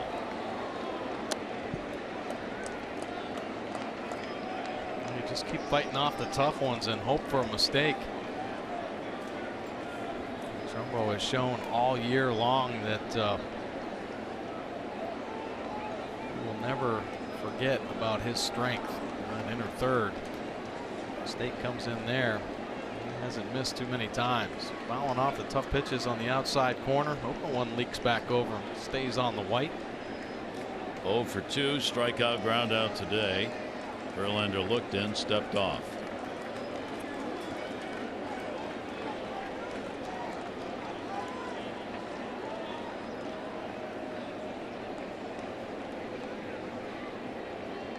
Three-two delivery again. Trumbo in the air, center field. Maben near the warning track. Will put it away.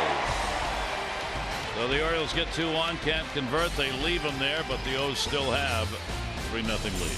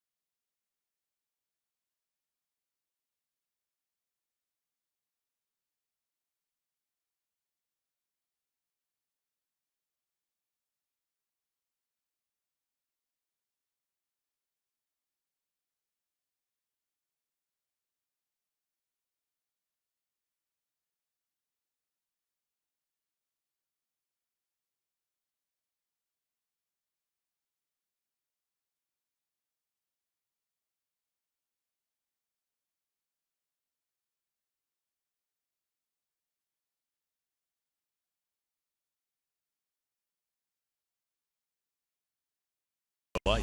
How about Adam Jones covering some ground in this big Comerica Park outfield? Beautiful play here, taking one away. Runner at second base now. This is the third inning. There's a leadoff double by Ibar. And Adam Jones flashing the leather again. Two huge outs. This one running Mabins down. Deep fly ball to right center field. Adam Jones got a great jump on that. Made it look easy. Gold Glover showing up. Covered about the entire area of center field on those two catches. One in and one out. Good. So Chris Tillman rocking along in his return with the Orioles. Looking for victory number 16. Justin Upton stands in and will take the pitch for a strike. Upton was called out on strikes his first time up.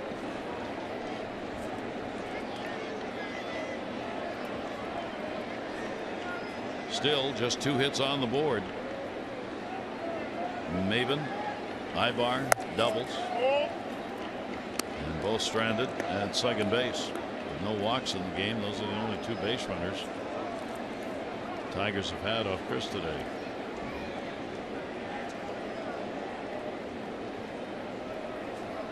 Here's the 1-1 delivery. A little bit outside with it. 2 balls and 1 strike.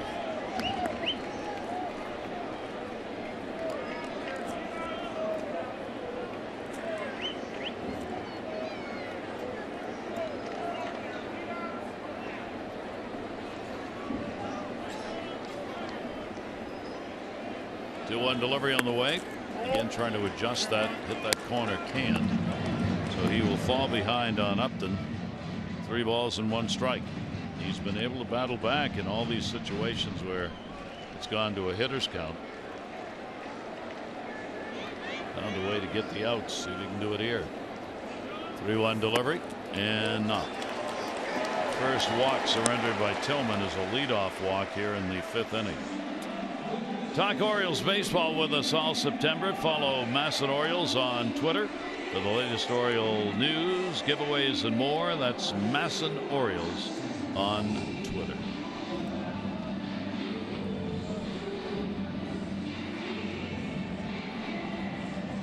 Second time in the game the leadoff batter has been on. The walk to Upton will bring McCann to the plate. 26-year-old catcher who last year played 114 games and hit .264 with the Tigers. McCann will take that slider outside. Tillman a steady diet on the outside corner to this Tigers offense, but some trouble right here finding that outside edge. Himself back into the count. 1-0 pitch on the way. Off speed delivery is in there for a strike. All the way down to 81 on that one to McCann. McCann grew up Santa Barbara, California, and went to school in Arkansas, Razorback, and liked it so much that's where he makes his home now.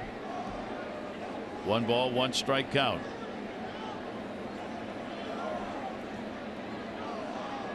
Tillman's delivery to McCann. That'll be put up in the air. Jones. He's got it. Easy out. McCann retired. 1 away. Orioles baseball on Masson is brought to you by Southwest. Transparency, low fares, nothing to hide. And by University of Maryland, University College.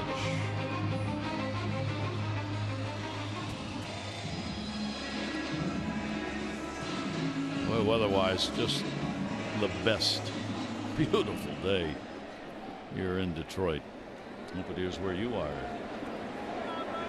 Orioles head off to Boston. Looks like should be some pretty good weather there. Maybe showers day 2 Tuesday. And the pitch back into the screen. We'll join you tomorrow night from Fenway on Masson 2. It'll be 6:30 O's Extra, 7 o'clock Wade Miley and David Price. Scheduled starters for the first of 3 in Boston. Ibar a double. That came in the 3rd inning. The 0-1 pitch to him. That's way outside. Eric Ibar 1-1. Ibar kind of showing you what his game plan is. Just let the ball travel. He's a pesky hitter. Slap the ball around the field, basically wherever it's pitched. Threw him a tough one that last AB. Slapped it down the left field line. Came back in on him too far. 2-ball, 1-strike count on Ibar.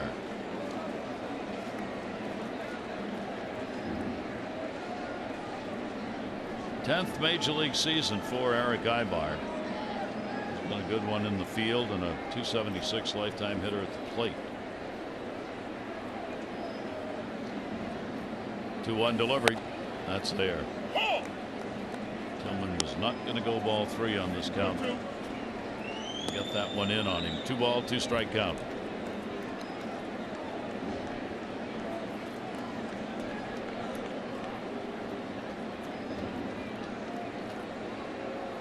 Amazing he's been able to come back, Tillman, not having pitched since August 20, and be this effective consistently. Great pitch. 83 in the off-speed delivery for his 3rd strikeout. Yeah, it's unbelievable that he's got the feel for the ball. It's been a month since he's been on the bump. And here, nice feel for the slider. 83 miles an hour, biting hard down and in. Perfect pitch. 2nd out of the inning. So Iglesias will stand in. Jose Iglesias robbed of a hit on one of those catches you saw from Adam Jones. Jones will stay in on him as he did in that first at bat. Showed bunt, takes the pitch for a strike. Yeah, this is an important out right here. You do not need Iglesias flipping this lineup over with 2 outs. Danger at the top. Kinsler's having a strong year. Even had one taken away deep to right center. Tigers have had 3 base runners on and so far have not been able to move them at all. Pitches inside. Way down to 73 on that one.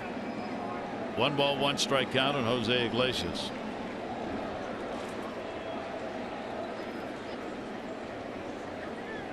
Upton with a lead at first, but not very far.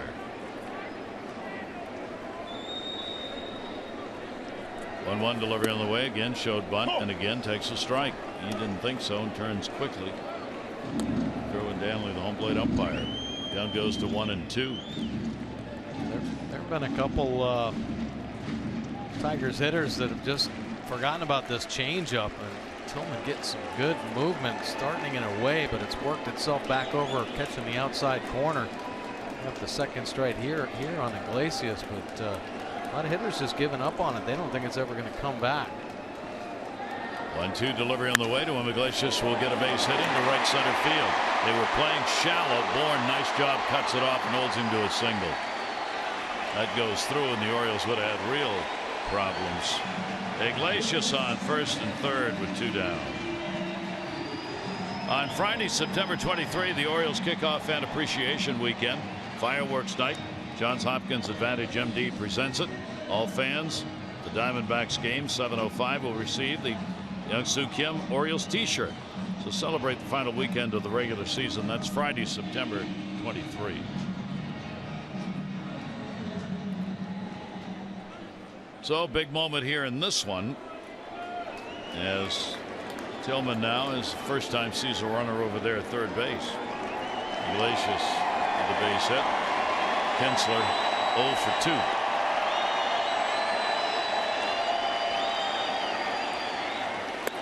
Way outside, Joseph snags, and a 1-0 count on Kinsler. Good play right there by Caleb Joseph. Look at Chris Tillman through the lineup. This will be his 3rd time through, and he really bears down. He just gets better and better as the game progresses.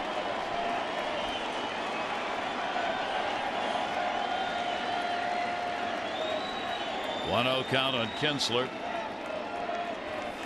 Kinsler will whack that one left center field. That'll fall in for a base hit. Upton will score. Iglesias goes to 3rd, held to a single. Kinsler, but Detroit gets on the board, and it's a 3-1 game. Now Iglesias with a great piece of hitting. Keep this inning going. Flip the lineup over.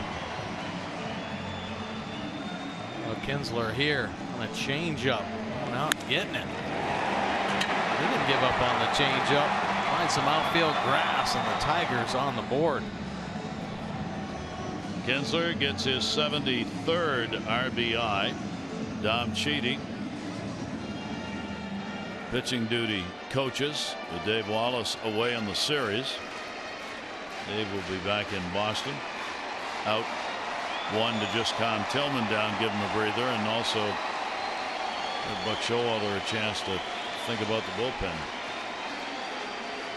In-plate umpire Kerwin Danley will come out to break it up. Yeah, sometimes it gets really frustrating for a starting pitcher when opposing team doesn't cooperate with some of your good pitches. See Tommy Hunter getting loose in the Orioles bullpen. Someone's made a couple good pitches. The last two hitters, and unfortunately for him, last two hitters have been able to get base hits on those quality pitches. Tigers get their first hit with a runner in scoring position. They are 1 for 6 today. Maben has had a double and robbed by Adam Jones on a deep fly ball his last time up. First and third, there are 2 down.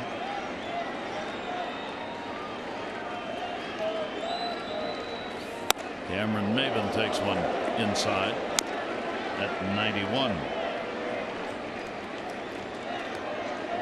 3 runs, 7 hits for the Orioles. 1 run, 4 hits for the Tigers. Orioles have left 5, the Tigers 2 so far.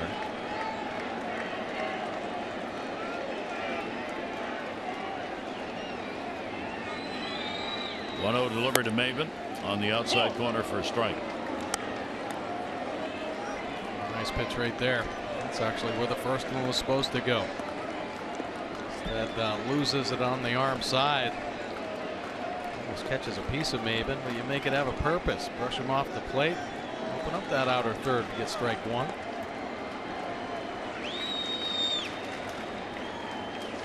Maben had to wait on that gut jam. Jonathan Scopes got it and gets the out. That'll do it here in the 5th inning. The Tigers put a run up. They do it on a couple of hits, and they leave 2 on base.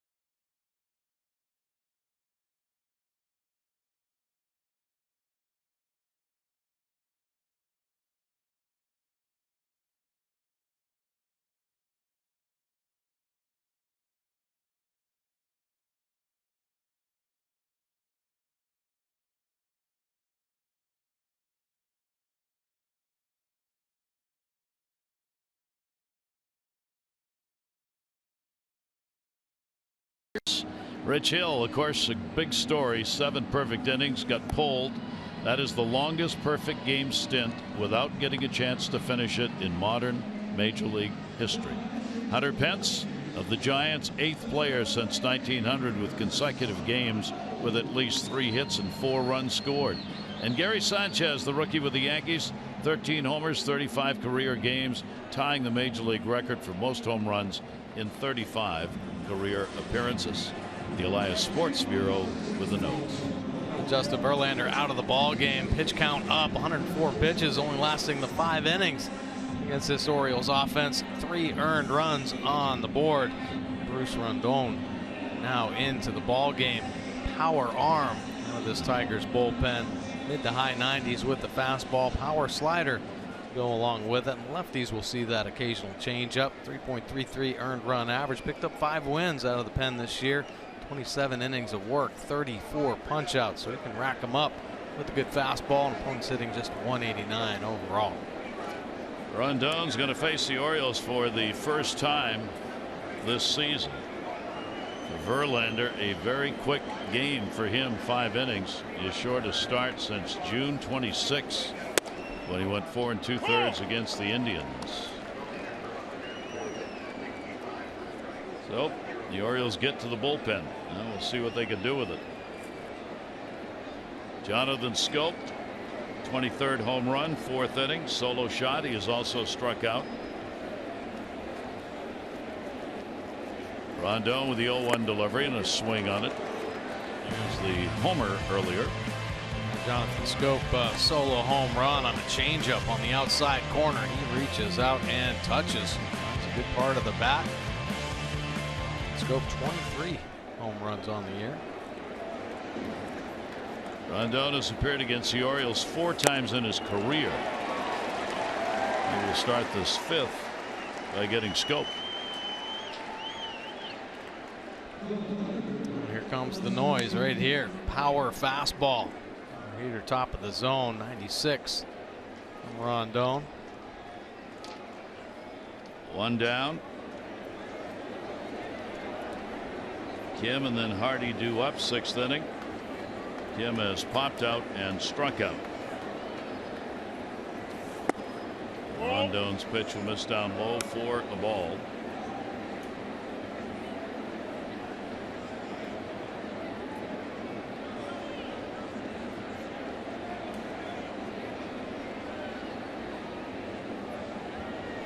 .0 delivery on the way. Big swing. We were talking about how these expanded rosters make September baseball so different, so entirely different. Because it was Friday night, the Diamondbacks game. They used 26 players, 12 pitchers.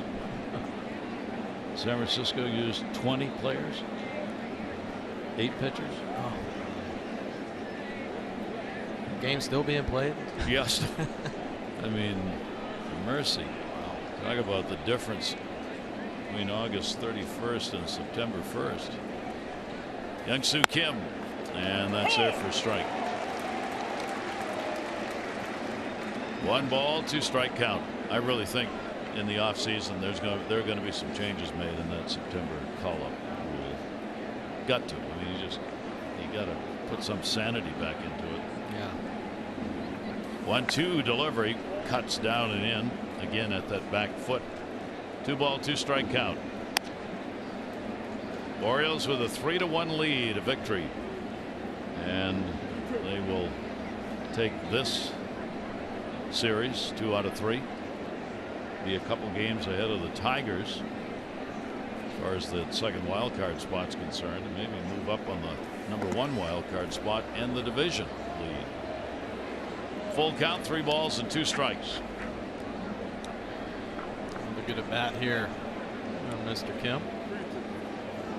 Can't get any closer than that. Houston keeps hanging. Yankees more than just keep hanging.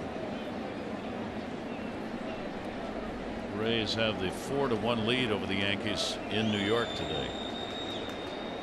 3-2 delivery on the way, and he walked him. So Kim is on with a walk. Orioles will take that with 1 away here in the 6th inning. Sunday are family days at the ballpark at Camden Yards. The kids 14 and under run the bases after each Sunday home game.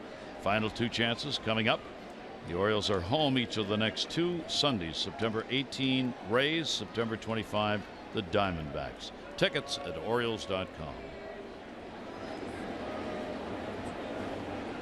Orioles have drawn 3 walks total in the game. Hardy a double, and he is flied out. Rondon's delivery in there for a strike.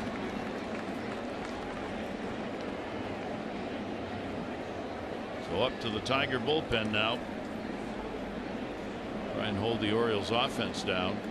And the Orioles getting to the bullpen that has given up some runs.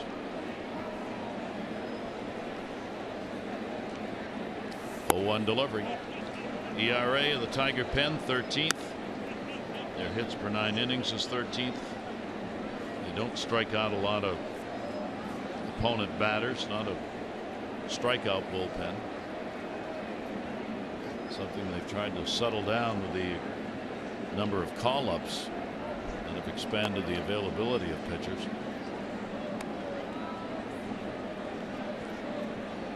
1-1 on Hardy. Joseph will be on deck. Yeah, I guess you look at it that way from these teams that are heading down the stretch. So many of these teams, their bullpens are beat up. So September does give you an opportunity to get some of the arms a little fresher. Hit and run on, throw down McCann, and he got him. Kim is caught stealing.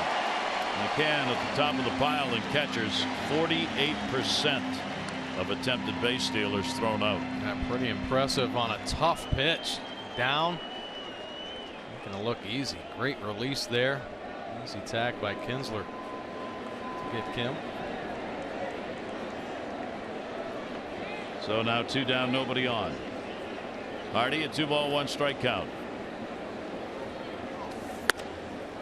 And the Orioles continue to not steal bases. 16 stolen bases, caught now 11 times on the year. By far the fewest stolen bases and attempts. Here's the 3-1 pitch to Hardy, and he walks him. So Rondon has walked 2 in a row after getting a strikeout. Bailed out a bit by his catcher on that caught stealing. Caleb Joseph has had a base hit, and he is struck out.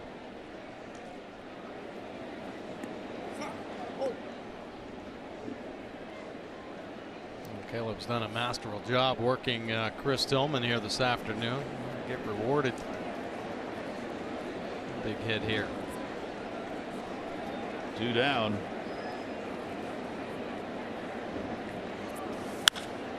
In the air, left center field, and Maven will come over, and that's where he will make the catch. No runs, no hits, no errors, 1 left. Bottom of the 6th inning, 3-1-0s.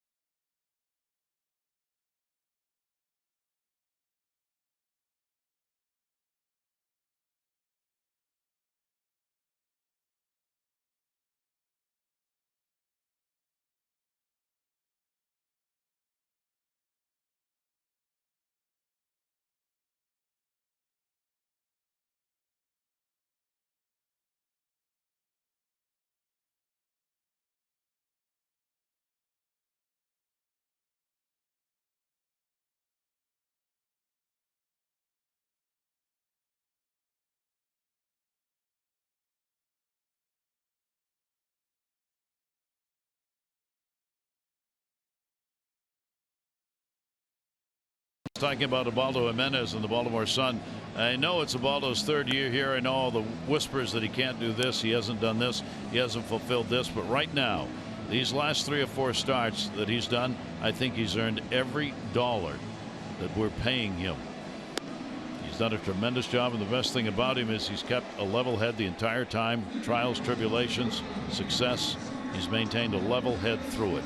Adam Jones on Ubaldo.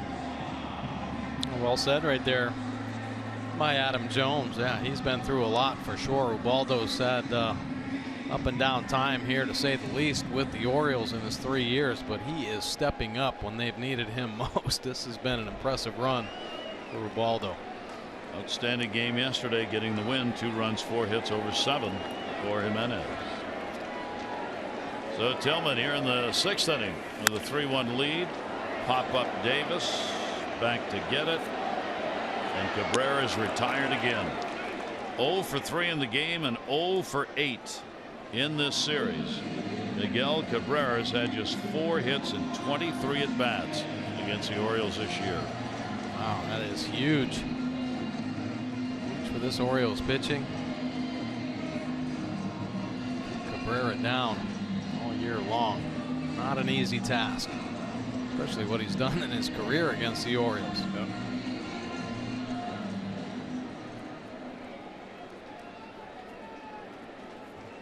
So Tillman gets a quick out to start the 6th inning.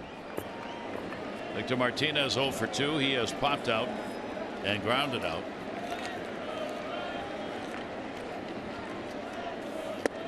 Slugfest continues in Toronto. Jays have an 8-7 lead over Boston now.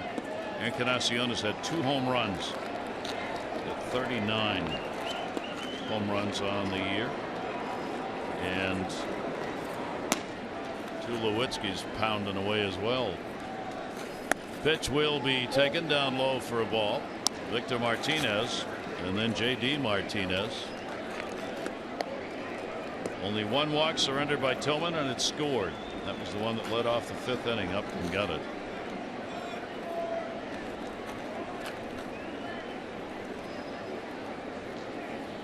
.2-0 delivery on the way, and that'll be outside. Chris up to a 93. He's been over 100 pitches in 3/4 of the games starts that he's had this year.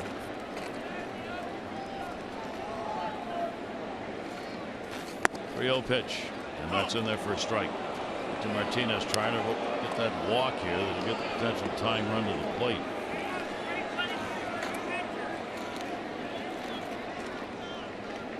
Did you wear sunglasses when you played at the No, plate? I had the flip downs. I flip. could never get used to the sunglasses. Here's the 3-1 delivery. You see so many variations now. Colors, sizes, shapes. Yeah. Most players, it seems, wear them in day games at the plate. And you got to have them on in the field. Yeah, everybody's wearing them nowadays. The old flip down so you could get the different lenses for the, you know, if it was a real sunny day, you could get darker lenses, and of course when they're up you don't need them, but if the ball goes up into the sun, trust me, the darker lenses work a lot better than the lenses they're using on the field right now. 3-2 delivery on the way, and got him. Twice he thought he had drawn a walk, and twice he was wrong. Strikeout number 4 for Tillman. Man, well, filling up the spot down and away here. The little backdoor cutter, 89 miles an hour, throws it hard. The best pitch of the game for Tillman. Executed perfectly. So 2 outs here in the 6th inning. J.D. Martinez, he is grounded out and flied out. It's an amazing comeback start for Chris Tillman. That'll be foul back. Gotta believe this will probably be it based on the 97 pitches thrown. If you can get through the 6th inning. Brad Brock continuing to throw in the bullpen. J.D. Martinez 0-1.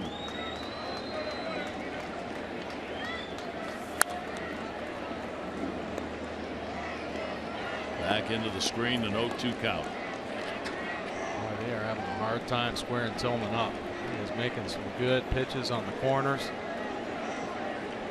Down and away from the power. Buck Showalter says that's what he means when he says the opposing team will tell you how well your pitcher's doing. And they're not doing very well, as Mike says. They're not barreling up on these. They're not really in stride on a lot of his pitchers, and clearly not seeing the ball particularly well today for some of the swings we've seen.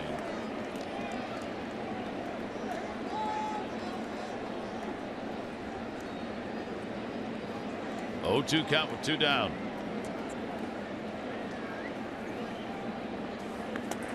Being the Aaron Danley. Plate umpire got that one.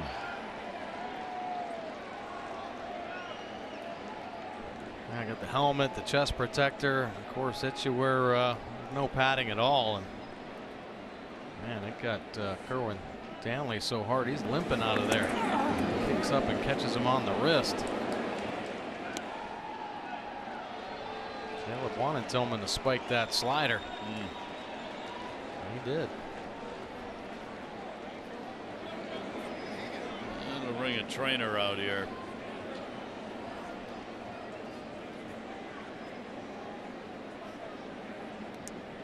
On top of that left wrist, yeah.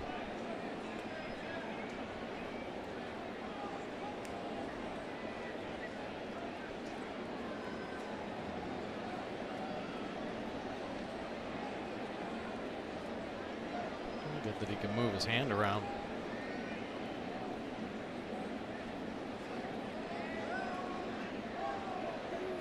Doug Teeter, the assistant trainer with the Tigers.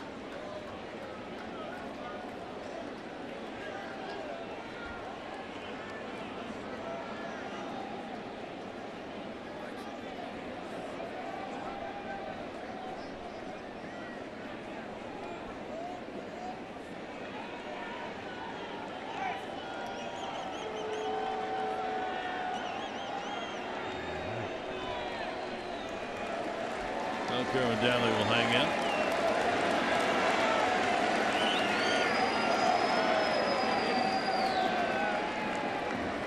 Tillman asking Joe West, what was it, as he went by? Back out to second base. Tillman 100 pitches today, averaging 98.6, but season high 120. Buck Showalter pull him out of this for this out, I would guess. He's got a 1-2 count. JD Martinez, nobody on. Still has a 1-2 count. 2 down. He's retired the side in order in the second and fourth innings. 4 hits scattered, 2 of them coming in the fifth, allowing the Tigers to get on the board with a Kinsler RBI single.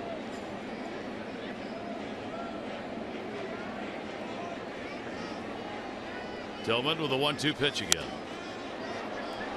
Orioles have had the Michael Bourne home run, 3rd inning, 2-0. Caleb Joseph came in ahead of him after he got a double. Home run by Jonathan Scope, solo shot in the 4th. 3-1 game, good pitchers duel. Pitchers' performances bookending the offensive game that was last night. 1-2 delivery by Tillman and just missed getting him until he was headed in. Yeah, good try. Almost pulled that change up back on the outside corner. A few times in this ball game, getting a late fade.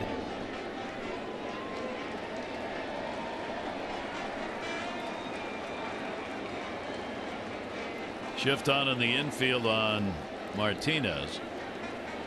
2-2 delivery. He's muscling balls away here on some pretty good pitches. Yeah, just a hard time squaring Tillman up right now. A lot of it the angle he creates being so tall. Driving it downhill, down and away from the big right-handed hitter. He's getting some good movement as well. Movement on his pitch, natural cut on the 4-seam fastball. 2-2 delivery on the way. Go to left and handled by Kim. So another 1-2-3 inning, 3 out of 6. He's had clean innings. Tillman coming off with a 3-1 lead.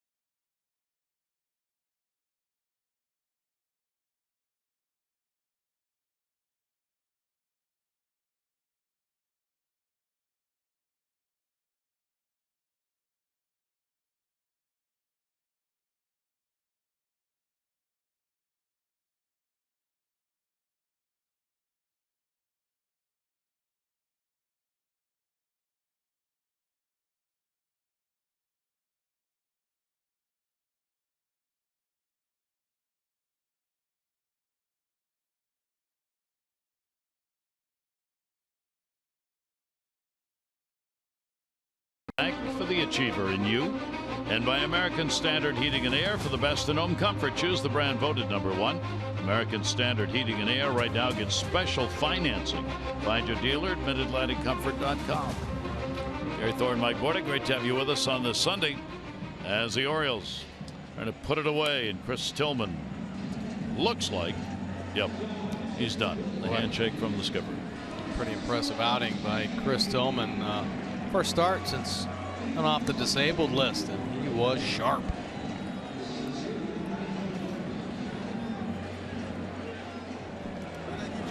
Shane Green for the Tigers now.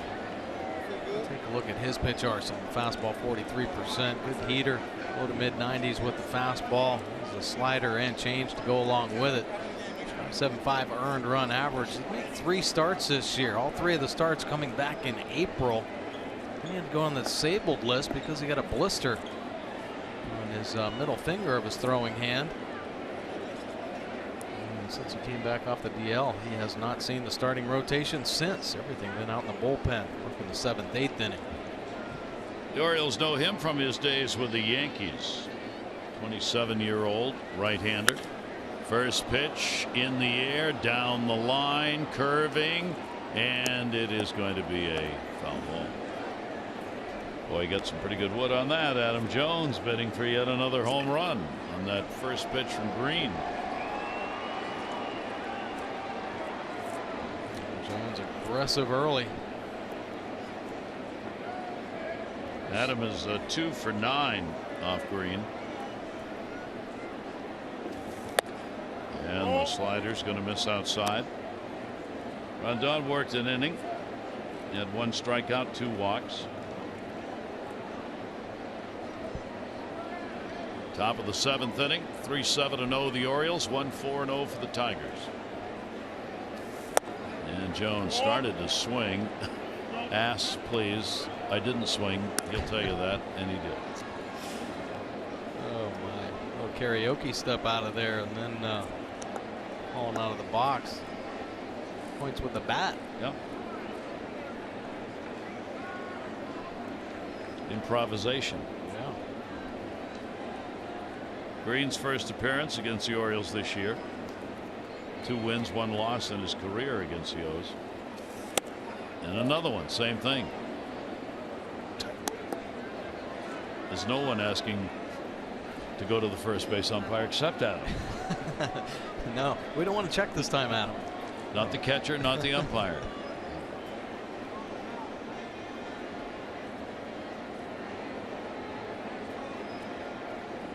Shane Green, 3 ball, 1 strikeout on Jones. And Adam certainly went around on that one. 3-2, didn't get a good cut on a pitch up. You see the good velocity, 95, top of the zone, always tough to get to, but chasing him off the plate with a couple 2-seamers and under the hands. Jones thinking there's no way he's coming back in there again, so gearing up a little bit, expands the zone. Strike 2. Full count delivery to Adam, and he's going to draw the walk. So the Orioles get one. They lead off walk here in the 7th inning. This copyrighted telecast presented by authority of the Orioles may not be reproduced or retransmitted in any form, and the accounts and descriptions of this game may not be disseminated without the express written consent of the Orioles.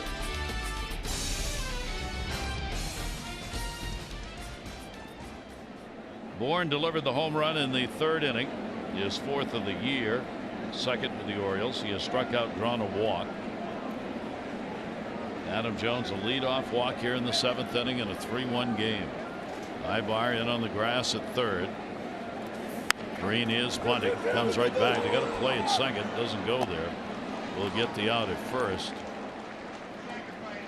It will be a sacrifice credited to Bourne.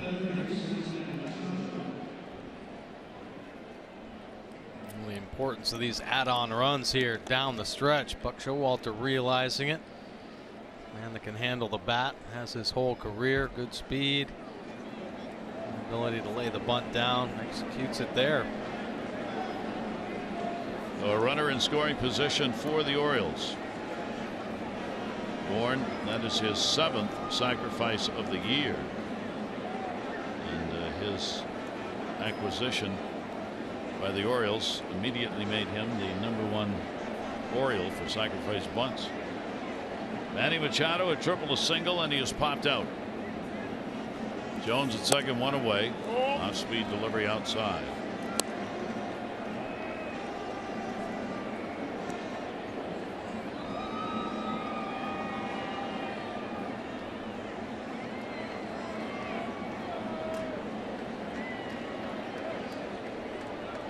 Orioles 1 for 7 today in these situations.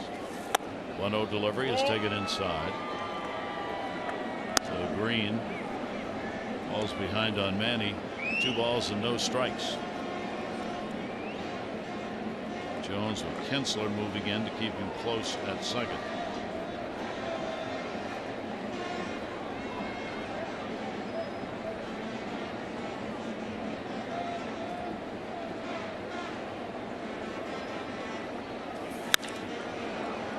In the air, pretty deep in that well.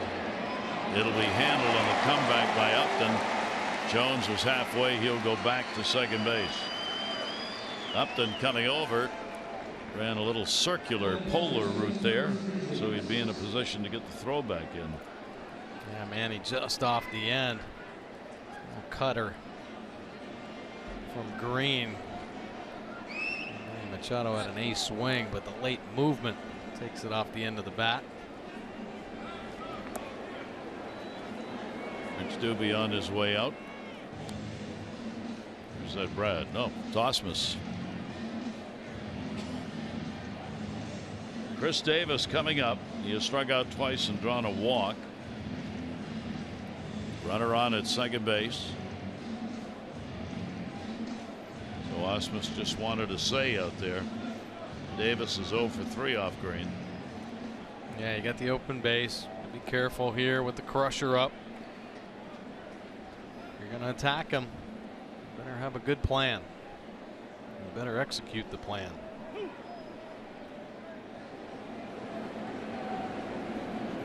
They go into the shift.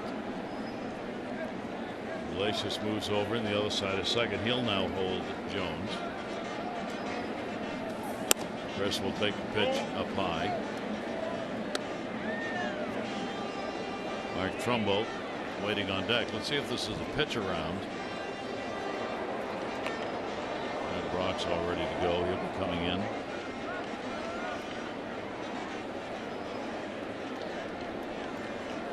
One-0 delivery by Green. Up and away. Chris went after it. That's a good fastball Green possesses. We've seen it touch 95. And so many of these heaters at the top of the zone. If you have any kind of loop in your swing, you are not going to be able to get on top of that fastball. 1-1 delivery. Stays up. Young goes to 2-1. Kept waiting to see 4 fingers put up in the dugout, but after he swung at that pitch up, yeah, Osmus. Keep throwing them up there. Yeah. See if he'll chase. 2-1 delivery on the way. Came back down and in. So 2-ball, 2-strike count. Not going to pitch around here. And that was nasty. 91-mile-an-hour cutter. How far it worked in off the plate. 4th pitch on the pitch track.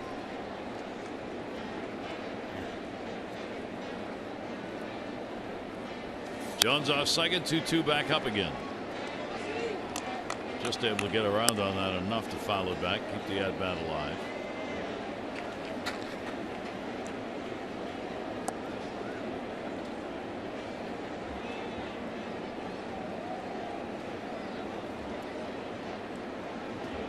Chris would like to join the hit parade here today as far as the long ball is concerned with Bourne and Jonathan Scope.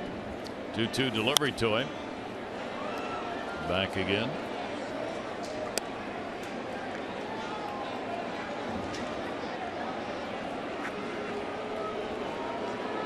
Irwin Danley gets some more baseball. 7th pitch of this at bat coming up.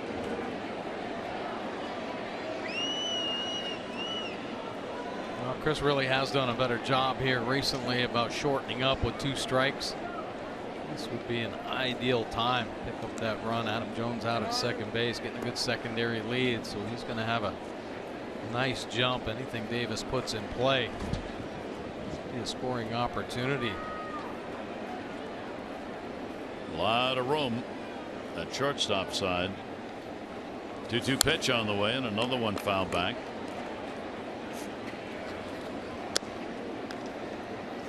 He's taking his body out of the swing, that's for sure. Getting a little wider in the base. He's trying to be handsy, flick it out in the outfield.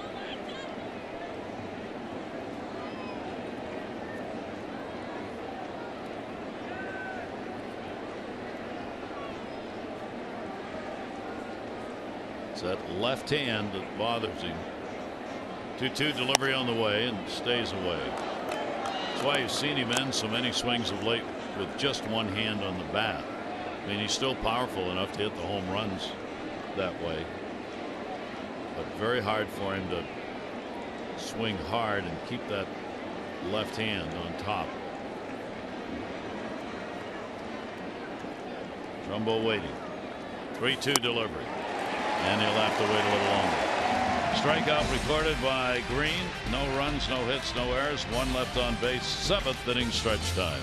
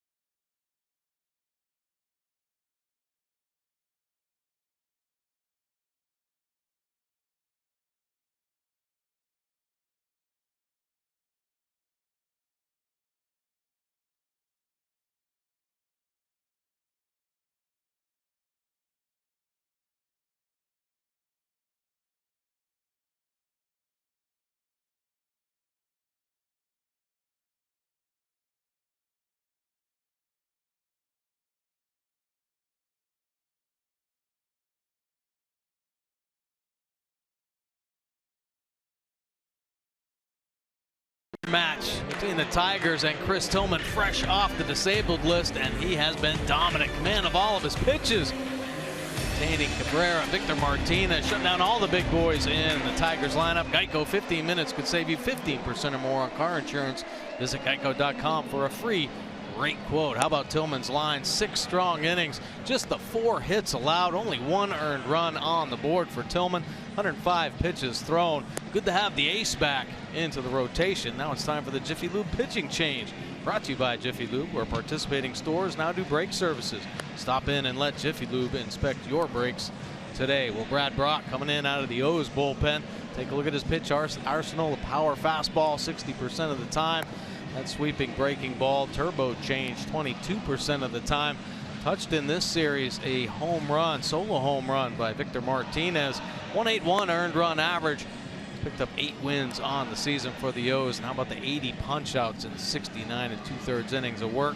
Opponents hitting just 194 overall. Right-handers, not much of a chance, just 104 batting average. Fans in their 7th inning stretch, and the Orioles with the 3-1 lead. Brad Brock's 3rd game against the Tigers. He's given up 2 runs, 3 hits, in 3 innings worked this year, including that 1 home run. 1 walk, 4 strikeouts against the Tigers for Brad. 7th inning, he'll get Upton, McCann, and Ibar due up.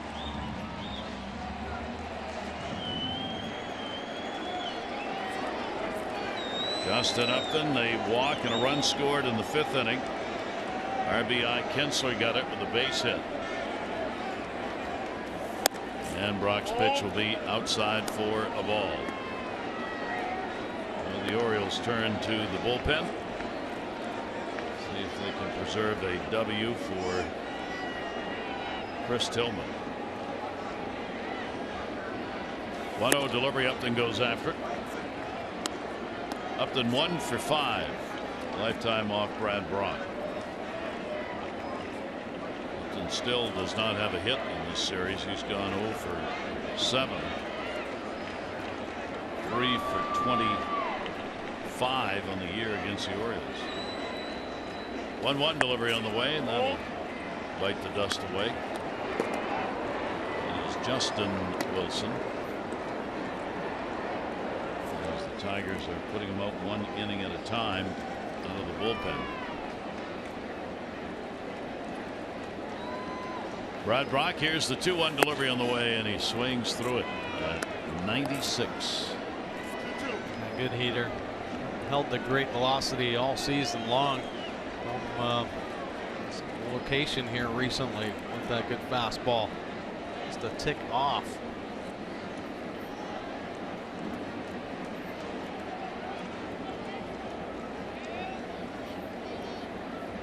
2-2 pitch by Brock. That will be fouled away by Upton. Orioles bullpen, of course, has been just a stalwart wall for them all season long. Last month, the Orioles starters have picked the pace up. The relievers continue to be strong. They are 6 now in ERA in the American League. 2-2 delivery, set up away, delivered away, and foul back.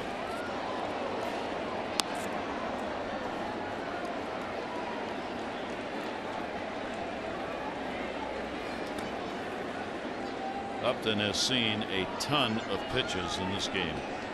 This will be the 7th one of this at bat. He went deep in the previous 2.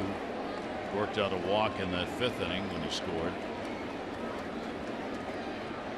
2-2 delivery on the way. That'll be down to 3rd, and that too will be fouled. Turbo change right there from Brad Brock. Throws it so hard, 89 miles an hour. It's like a power split finger. Actually just kind of turns the ball over, gets on top of it. Creates that good sink action.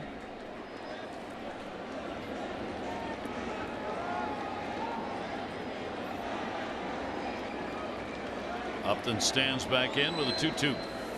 And Brad Brock gets it. So Brock picks up the strikeout to start his relief effort. 1 down, bottom of the 7th inning. Boy, no mistakes through that sequence of pitches. Targeting the outer 3rd.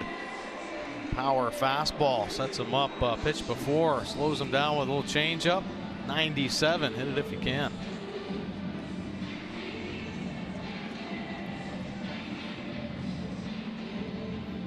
Not too happy about his performance here in this series. A couple of important bats pair up Upton that the Orioles have really controlled. James McCann, he has flied out twice. Tiger catcher will take the pitch and miss down low for a ball. McCann 0 for 2 off Brad Brock.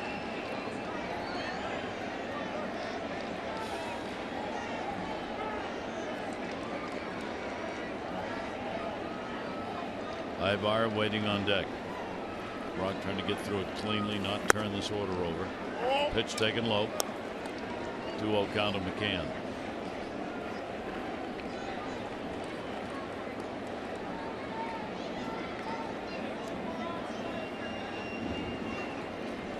On the series, the Orioles have done a nice job. Their pitching really neutralizing the crowd. Putting this Comerica crowd out of it for the whole series. I think is important on the road.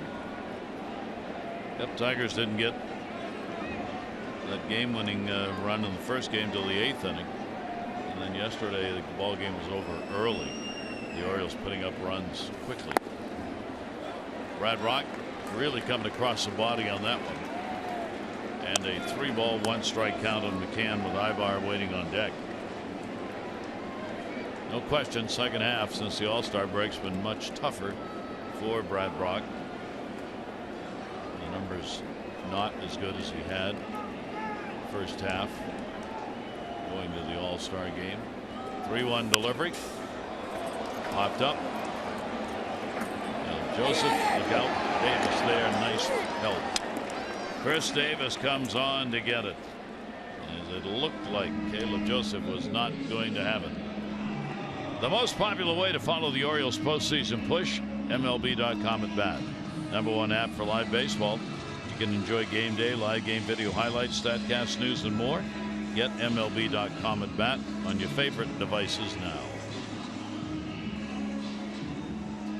Well, Brad Brock, in his defense, used more than any other pitcher the first half. I mean, he was Buck's go-to guy. Brad earned that for sure. He's been a horse for Buck Showalter the last couple years. Buck rode him hard the first half. I think you're seeing the results of that usage show up here in the second half. Still very good fastball. He's not losing any velocity, but it's just that the finish, maybe on a couple pitches. Of course, you lose a little bit of your command when you get fatigued. I know that well. 1-ball 1-strike count on Ibar. Ibar double, and he is struck out. 2 down, nobody on. Bunting. Too hard. Brock. Nice play. 1-2-3 inning. Brad Brock comes on and D's his position as well. Orioles up 3-1.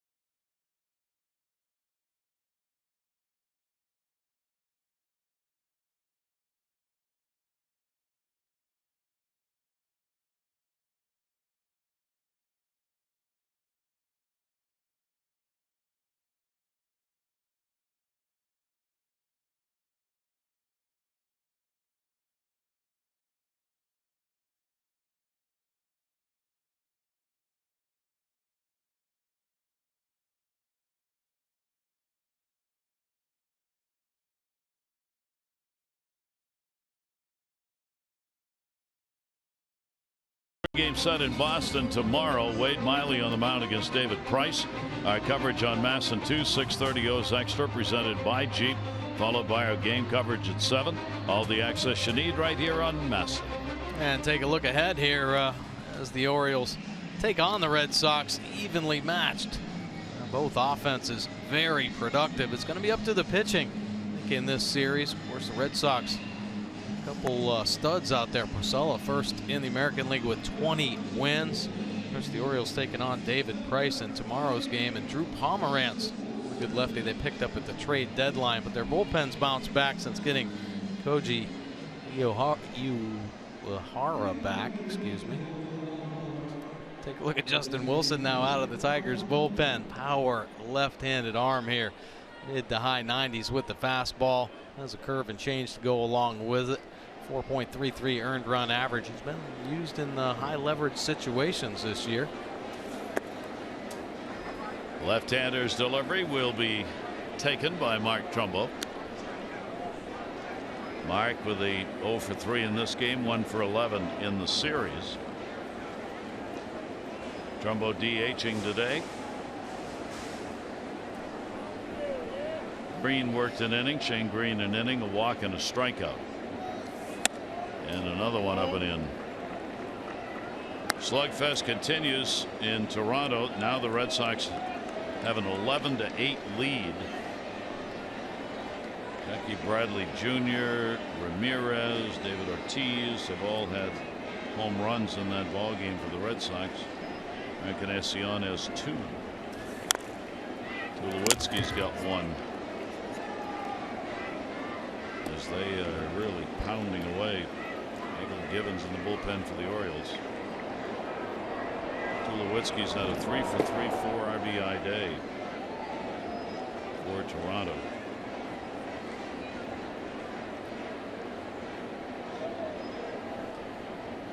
Pitch on the way. Had to go down to get it. Very high and handled.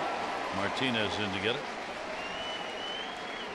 Our Lexus of Towson drive of the game brings us Jonathan Schoop. And Jonathan Schoop picking up his 23rd home run of the year, going out and getting a Verlander changeup. Pitching across the plate and hooking it to deep left field. Over 400 feet on that bomb from Schoop. Our drive of the game brought to you by Lexus of Towson, the area's #1 luxury dealer. Come see why at lexusoftowson.com.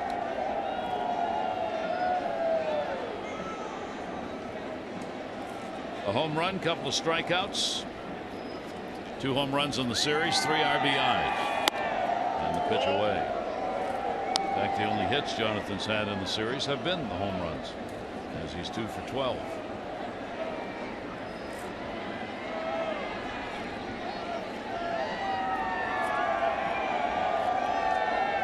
Wilson's delivery over the top will be fouled away. Against the Orioles this year, second appearance for Wilson. He's taken a loss with the 2 runs, 3 hits, and 2/3 of an inning.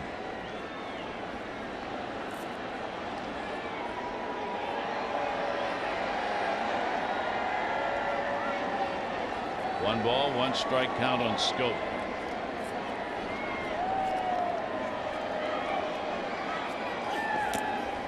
Look out. Everybody getting hit by that one. Everybody clearing out. Danley walking away. They're all off the dirt. Hey, let's go now. What about the speed up rules here? How about the exploding ball trick? Clears everybody away from home plate. Still Wilson hanging on just a little too long on that breaking ball.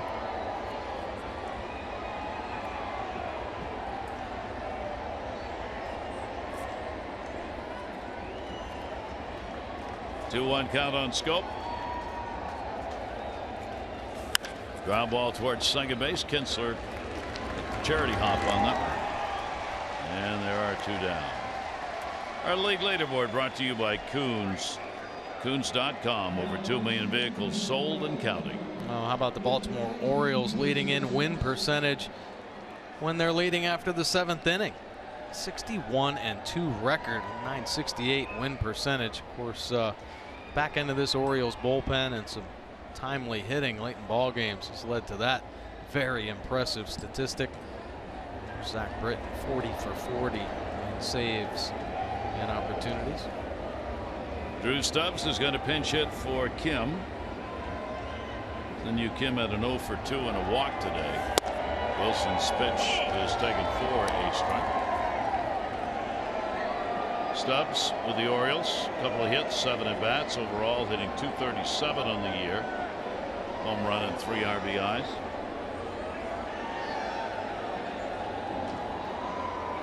Oh, 1 pitch by Wilson. That'll be under the back foot.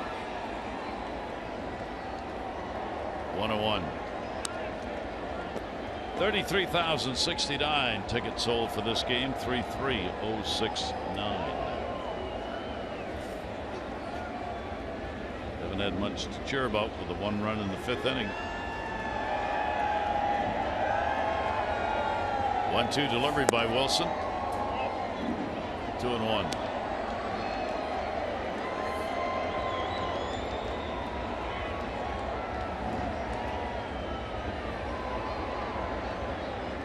Wilson, real good arm. Gets on tight. He's only 6'2", but creates a real good angle. You know, some of these the shorter pitchers do that. They shorten up their stride. So they're not lunging all the way down the mound. They're shorter on the stride to keep them tall on top of the rubber.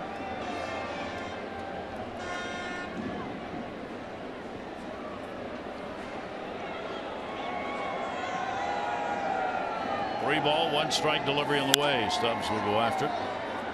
And fouled that one off.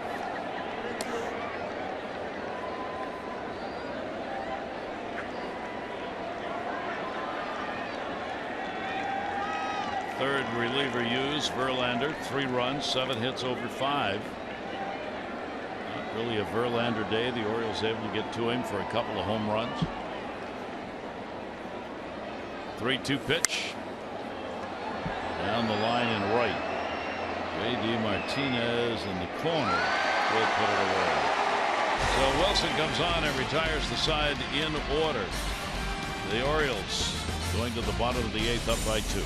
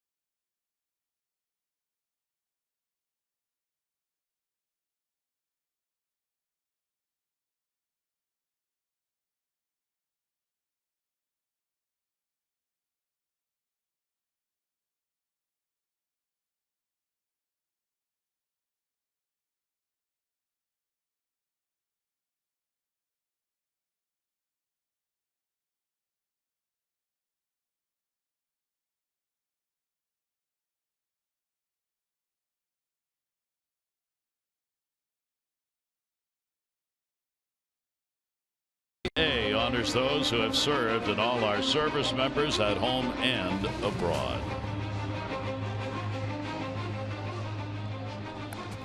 Flags unfurled and sunny Sunday. And for the Orioles so far, so good. Michael Givens now coming out of the pen for the Orioles. Take a look at his pitch arsenal. Power fastball, mid-90s with the heater coming from the sidearm slot. Slider and the occasional change as well. 8 wins. Michael Givens out of the O's bullpen. How about the 85 punch outs? That's 5th in the American League. For all relievers, sitting just 235. Righties not much of a chance, just 163, but the lefties, the 390. Changeup comes in, something Givens has developed this year. Oriole defensive changes. Bourne moves from right to left field for the Orioles. Defensive plays here. Drew Stubbs in right field. And a swing and a miss. Iglesias leading it off against Givens. Top of the order, Kinsler. And then Maven to follow. Givens' 3rd appearance against the Tigers. 3 innings, no runs, 2 hits, 1 walk, and 5 strikeouts against Detroit. Brings that heater in at 96. Late swing by Iglesias. 0-2 count. Iglesias picked up a base hit his last time up stranded. Could have had more. He was robbed in the 3rd inning on a fine play by Adam Jones coming in to take away a single. And that one hit him in the back and hard.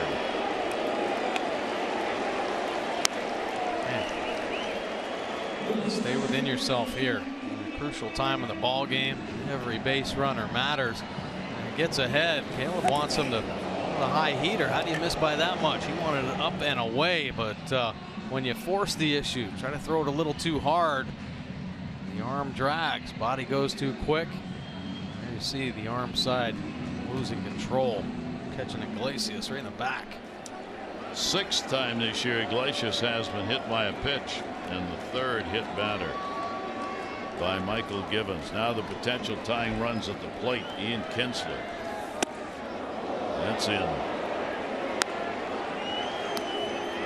Kinsler has popped out, grounded out, and picked up the RBI. The base hit, 5th inning. Alex Wilson in the bullpen.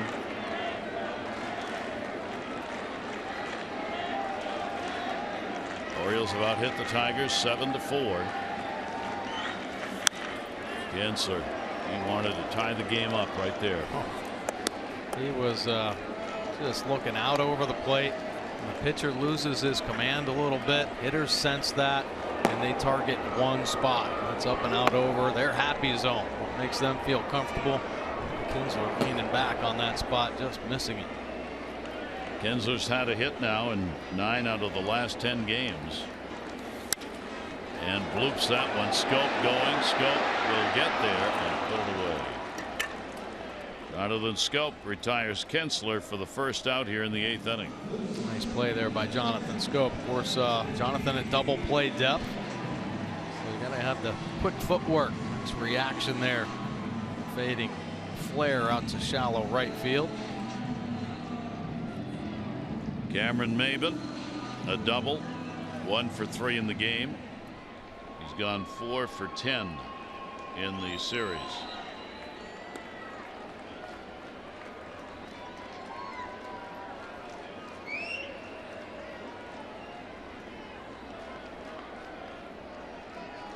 Delivery to Maybin will be a strike. Maybin has faced Givens only once, 1 for 1. Iglesias on at first base with 1 away. Tigers have had very few chances in this game to push runs across. Check swing. 1 ball, 1 strike count. Tigers have left 4 on base, 3 in scoring position, but their best chance was in that 5th inning. 2-out rally, left runners on at first and third. 1-1 delivery. 2-1. Maybin was really winding up for that swing. Oh, yeah, he was. You tend to, as a hitter, try harder when a pitcher throws harder. So Givens rushing up there 97. A lot of hitters get their body going, try to get it going 97 as well, and at times pitchers play off that. I see hitters gearing themselves up for the fastball, working some off-speed pitches. Right now Givens hard time commanding that heater. So he falls behind on Maybin with Cabrera waiting on deck. 3 ball, 1 strike count, 1 down. Looking for the ground ball. And strike on the outside corner. Maybin made a move to first, but he knew.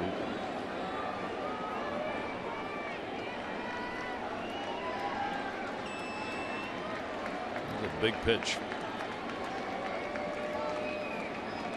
3-2 delivery in the way, runner not going, and he walked him.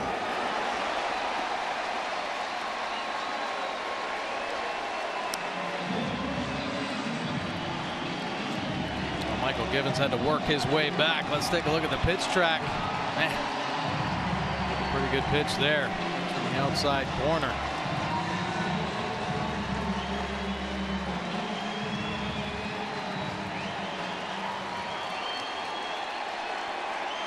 Situation the Orioles didn't want. Here's Cabrera, 2 on. 1 out. Pitch outside for a ball. Cabrera's 0 for 2 off Givens.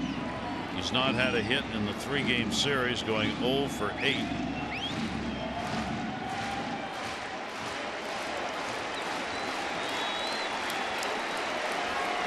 1-0 count. Back into the screen. 1-1. Michael Gibbons all fastballs right now. I think at some point at least you have to show an off-speed pitch. You got it. Cabrera coming in 8th in average in the American League.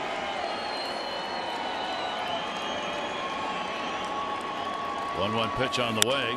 Little roller. It'll go to short. Hardy won plenty of time, and the Orioles get a big double play. So the frustration for Cabrera continues as the Orioles continue to find a way to get him out this year. Orioles remain up by 2.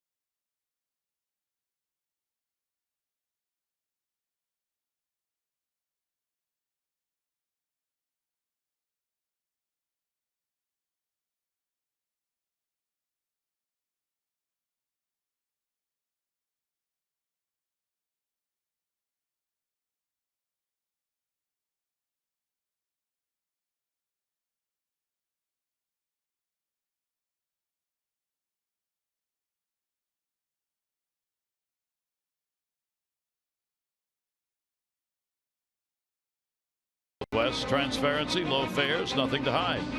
And by M&T Bank, understanding what's important. Here at Comerica Park, football stadiums nearby, and that's going to be the new hockey arena, the Little Caesars Arena. One more season at the Joe downtown, then the Red Wings move there, which will be the palatial hockey arena in the world. That'll be nice to see. Take a look. Alex Wilson now coming out of the Tigers bullpen. His pitch arsenal fastball 57% of the time. Low 90s with the heater. Has the slider and change to go along with it. 3 wins on the year. Of course, picked up the win Friday night against the Orioles. No, he did allow a run in his appearance. Opponents hitting .254 overall off Wilson. He's given up the 3 long balls this season.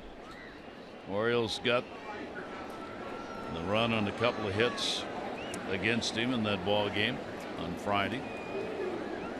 So the Orioles try and add to a 3-1 lead. We're in the top of the 9th inning. J.J. Hardy a double, a walk, and he is flied out. Caleb Joseph waiting on deck, then the top of the order.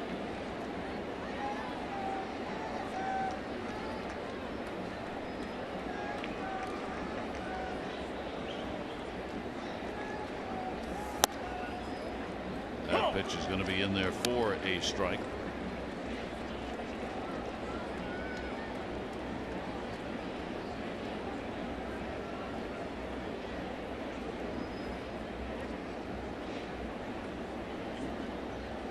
One ball, one strike delivery outside, sweeping pitch. The Rays avoided the sweep today as they beat the Yankees. Final score in that one was 4-2. Andres over Sessa. Colomé came on for his 32nd save. So the Yankees win streak ends. And a shattered bat to the middle, and that's going to be a base hit. So J.J. Hardy picks himself up a single. He's 2 for 3 in the ball game. He is 4 for 10 in this series. You can visit MASNsports.com/CareFirst to vote for today's Care First Fearless Player of the Game. Live fearless with a name trusted for over 75 years. Care First Blue Cross Blue Shield.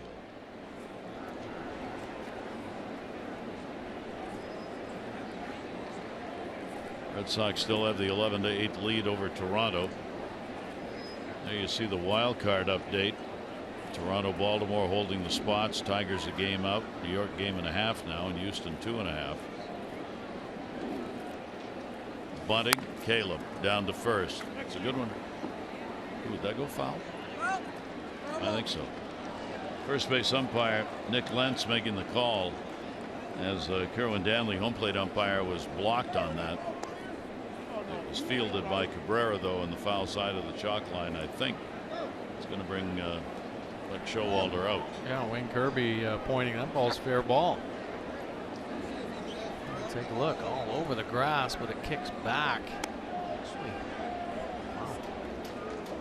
Big fair ball.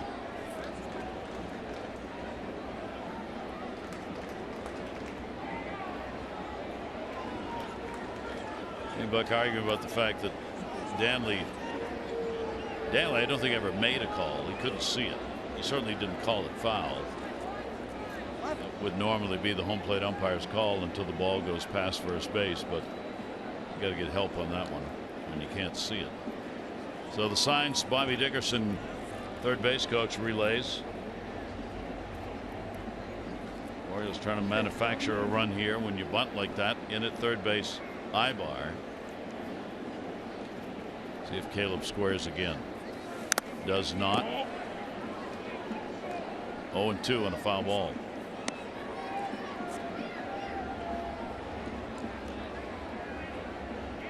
Adam Jones waiting on deck.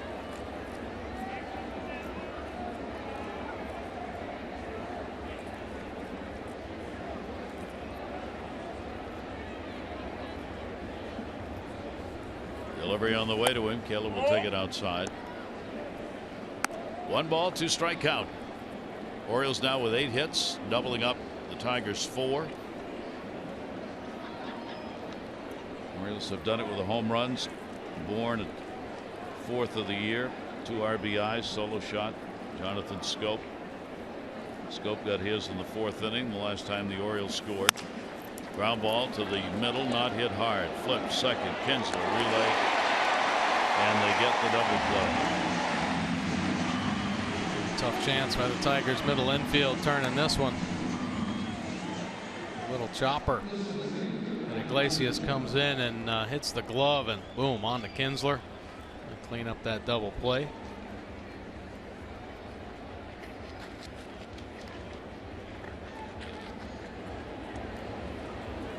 Two down, nobody on. Adam Jones. Adam with a base hit. A walk. He's grounded out, flied out. Real good series for him. 3 RBIs picked up in this 3-game set. 7 on the year against the Tigers. Pitch taken down low. The Orioles maintain this lead. Their record against the Tigers will be 5-2 on the year.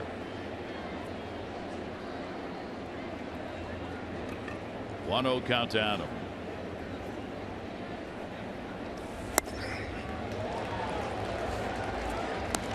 Did he swing? Twice. Game unglued here. All the way around. 360 on the swing. 333 lifetime hitter here at Comerica with 5 home runs for Adam. Another one he takes a hard cut at and fouls it back.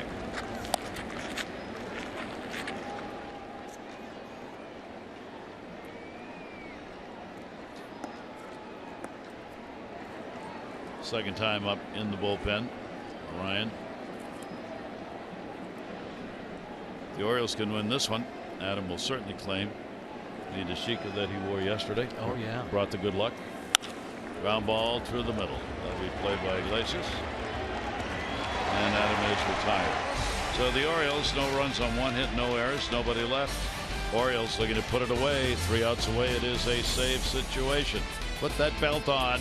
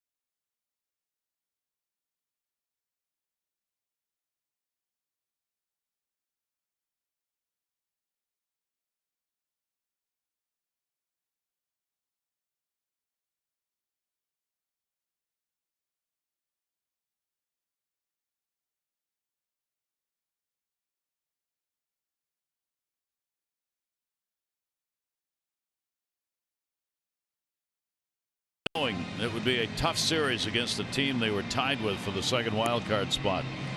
They now lead this game 3-1. And Zach Britton, the Orioles closer, best in the business right now in all of baseball. Perfect in his saves, 40 for 40. Power fastball 92% of the time. Thrown in the mid to high 90s with incredible late movement on the plate. Couple wins, 40 saves, .64 earned run average, 63 punch outs in 56 innings.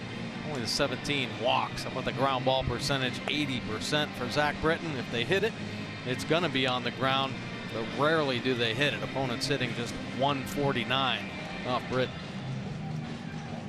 So Zach on to try and wrap it up.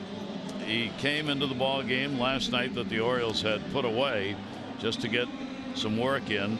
20 pitches, worked an inning, a walk, strikeout, 1 hit. Now comes on for the real deal in a save situation. Zach, this year, this will be game number 4. He has 3 saves. He's worked 3 innings against the Tigers, has given up 1 hit. That's it. A couple of strikeouts and 1 walk. Givens worked an inning, 1 walk.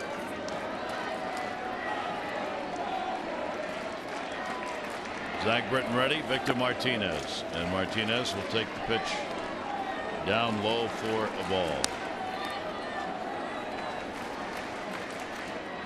Britton, career-wise against Detroit, has a 3-0 record and is 4 for 4 in saves. 3 starts against the Tigers along the way. That is going to be in there for a strike. Zach continues, adding to the list for the longest consecutive save streak. Start of the season by a left-hander. He holds that mark. He's 4th in consecutive saves start of the season all time. Ground ball will go to short. Hardy on the hop. It's there in time, and Victor Martinez an 0 for 4 day. J.D. Martinez has taken an 0 for 3. Going back to last year for Zach, the active leader with 42 consecutive saves, a couple of those coming at the end of the season last year. And as Mike said, the 40 for 40 so far this year.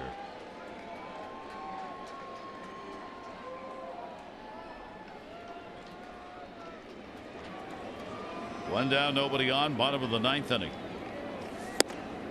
And it's there for a strike.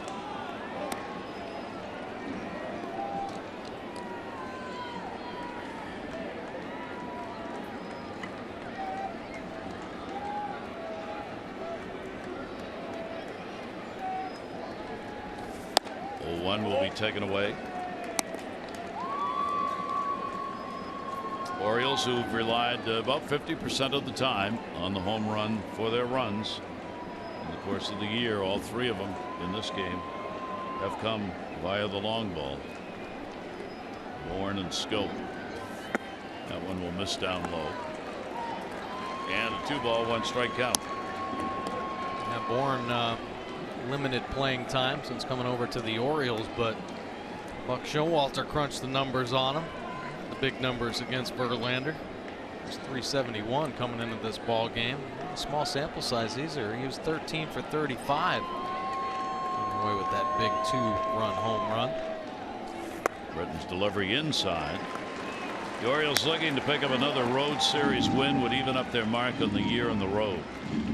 They are 15-5-3 at home in series games. On the road, if they can get the win here, they'll be 12-12-1.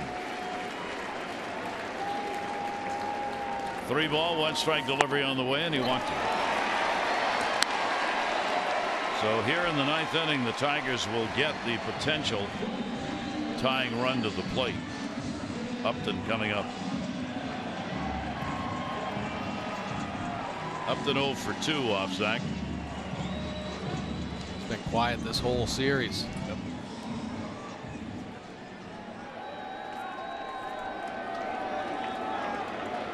th walk by Zach on the year with 63 strikeouts.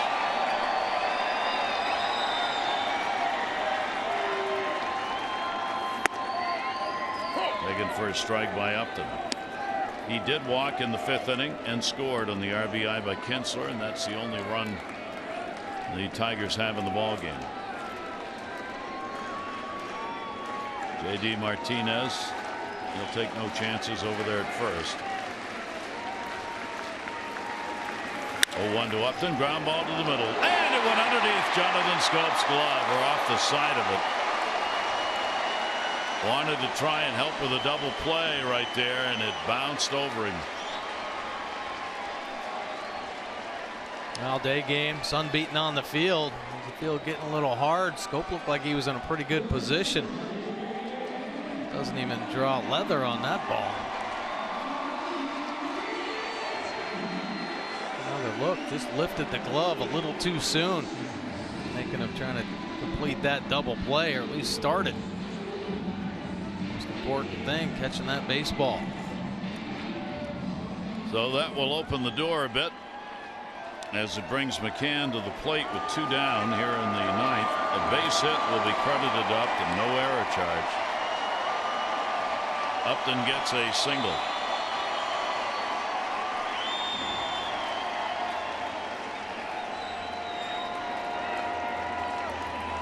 Delivery to McCann.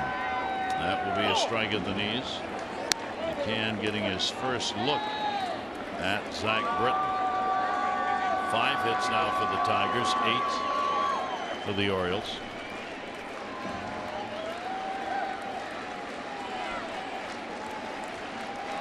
Two on, 1 out. And takes it outside.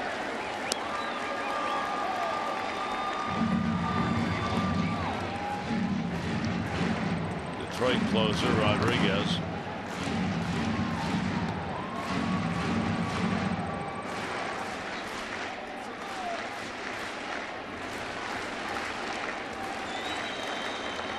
One delivery on the way.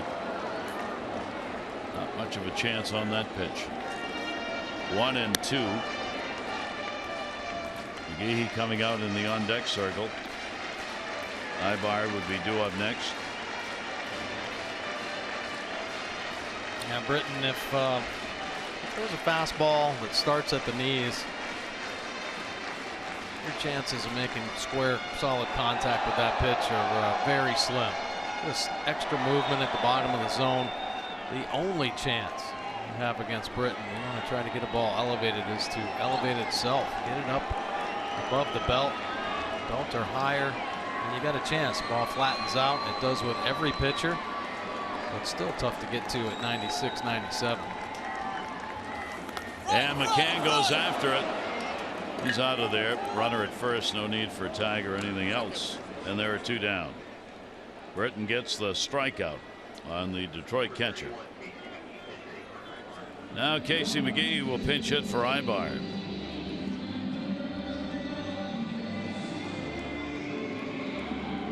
Ibar had 3 hits and 7 at bats against Britton. McGee, he's 0 for 1.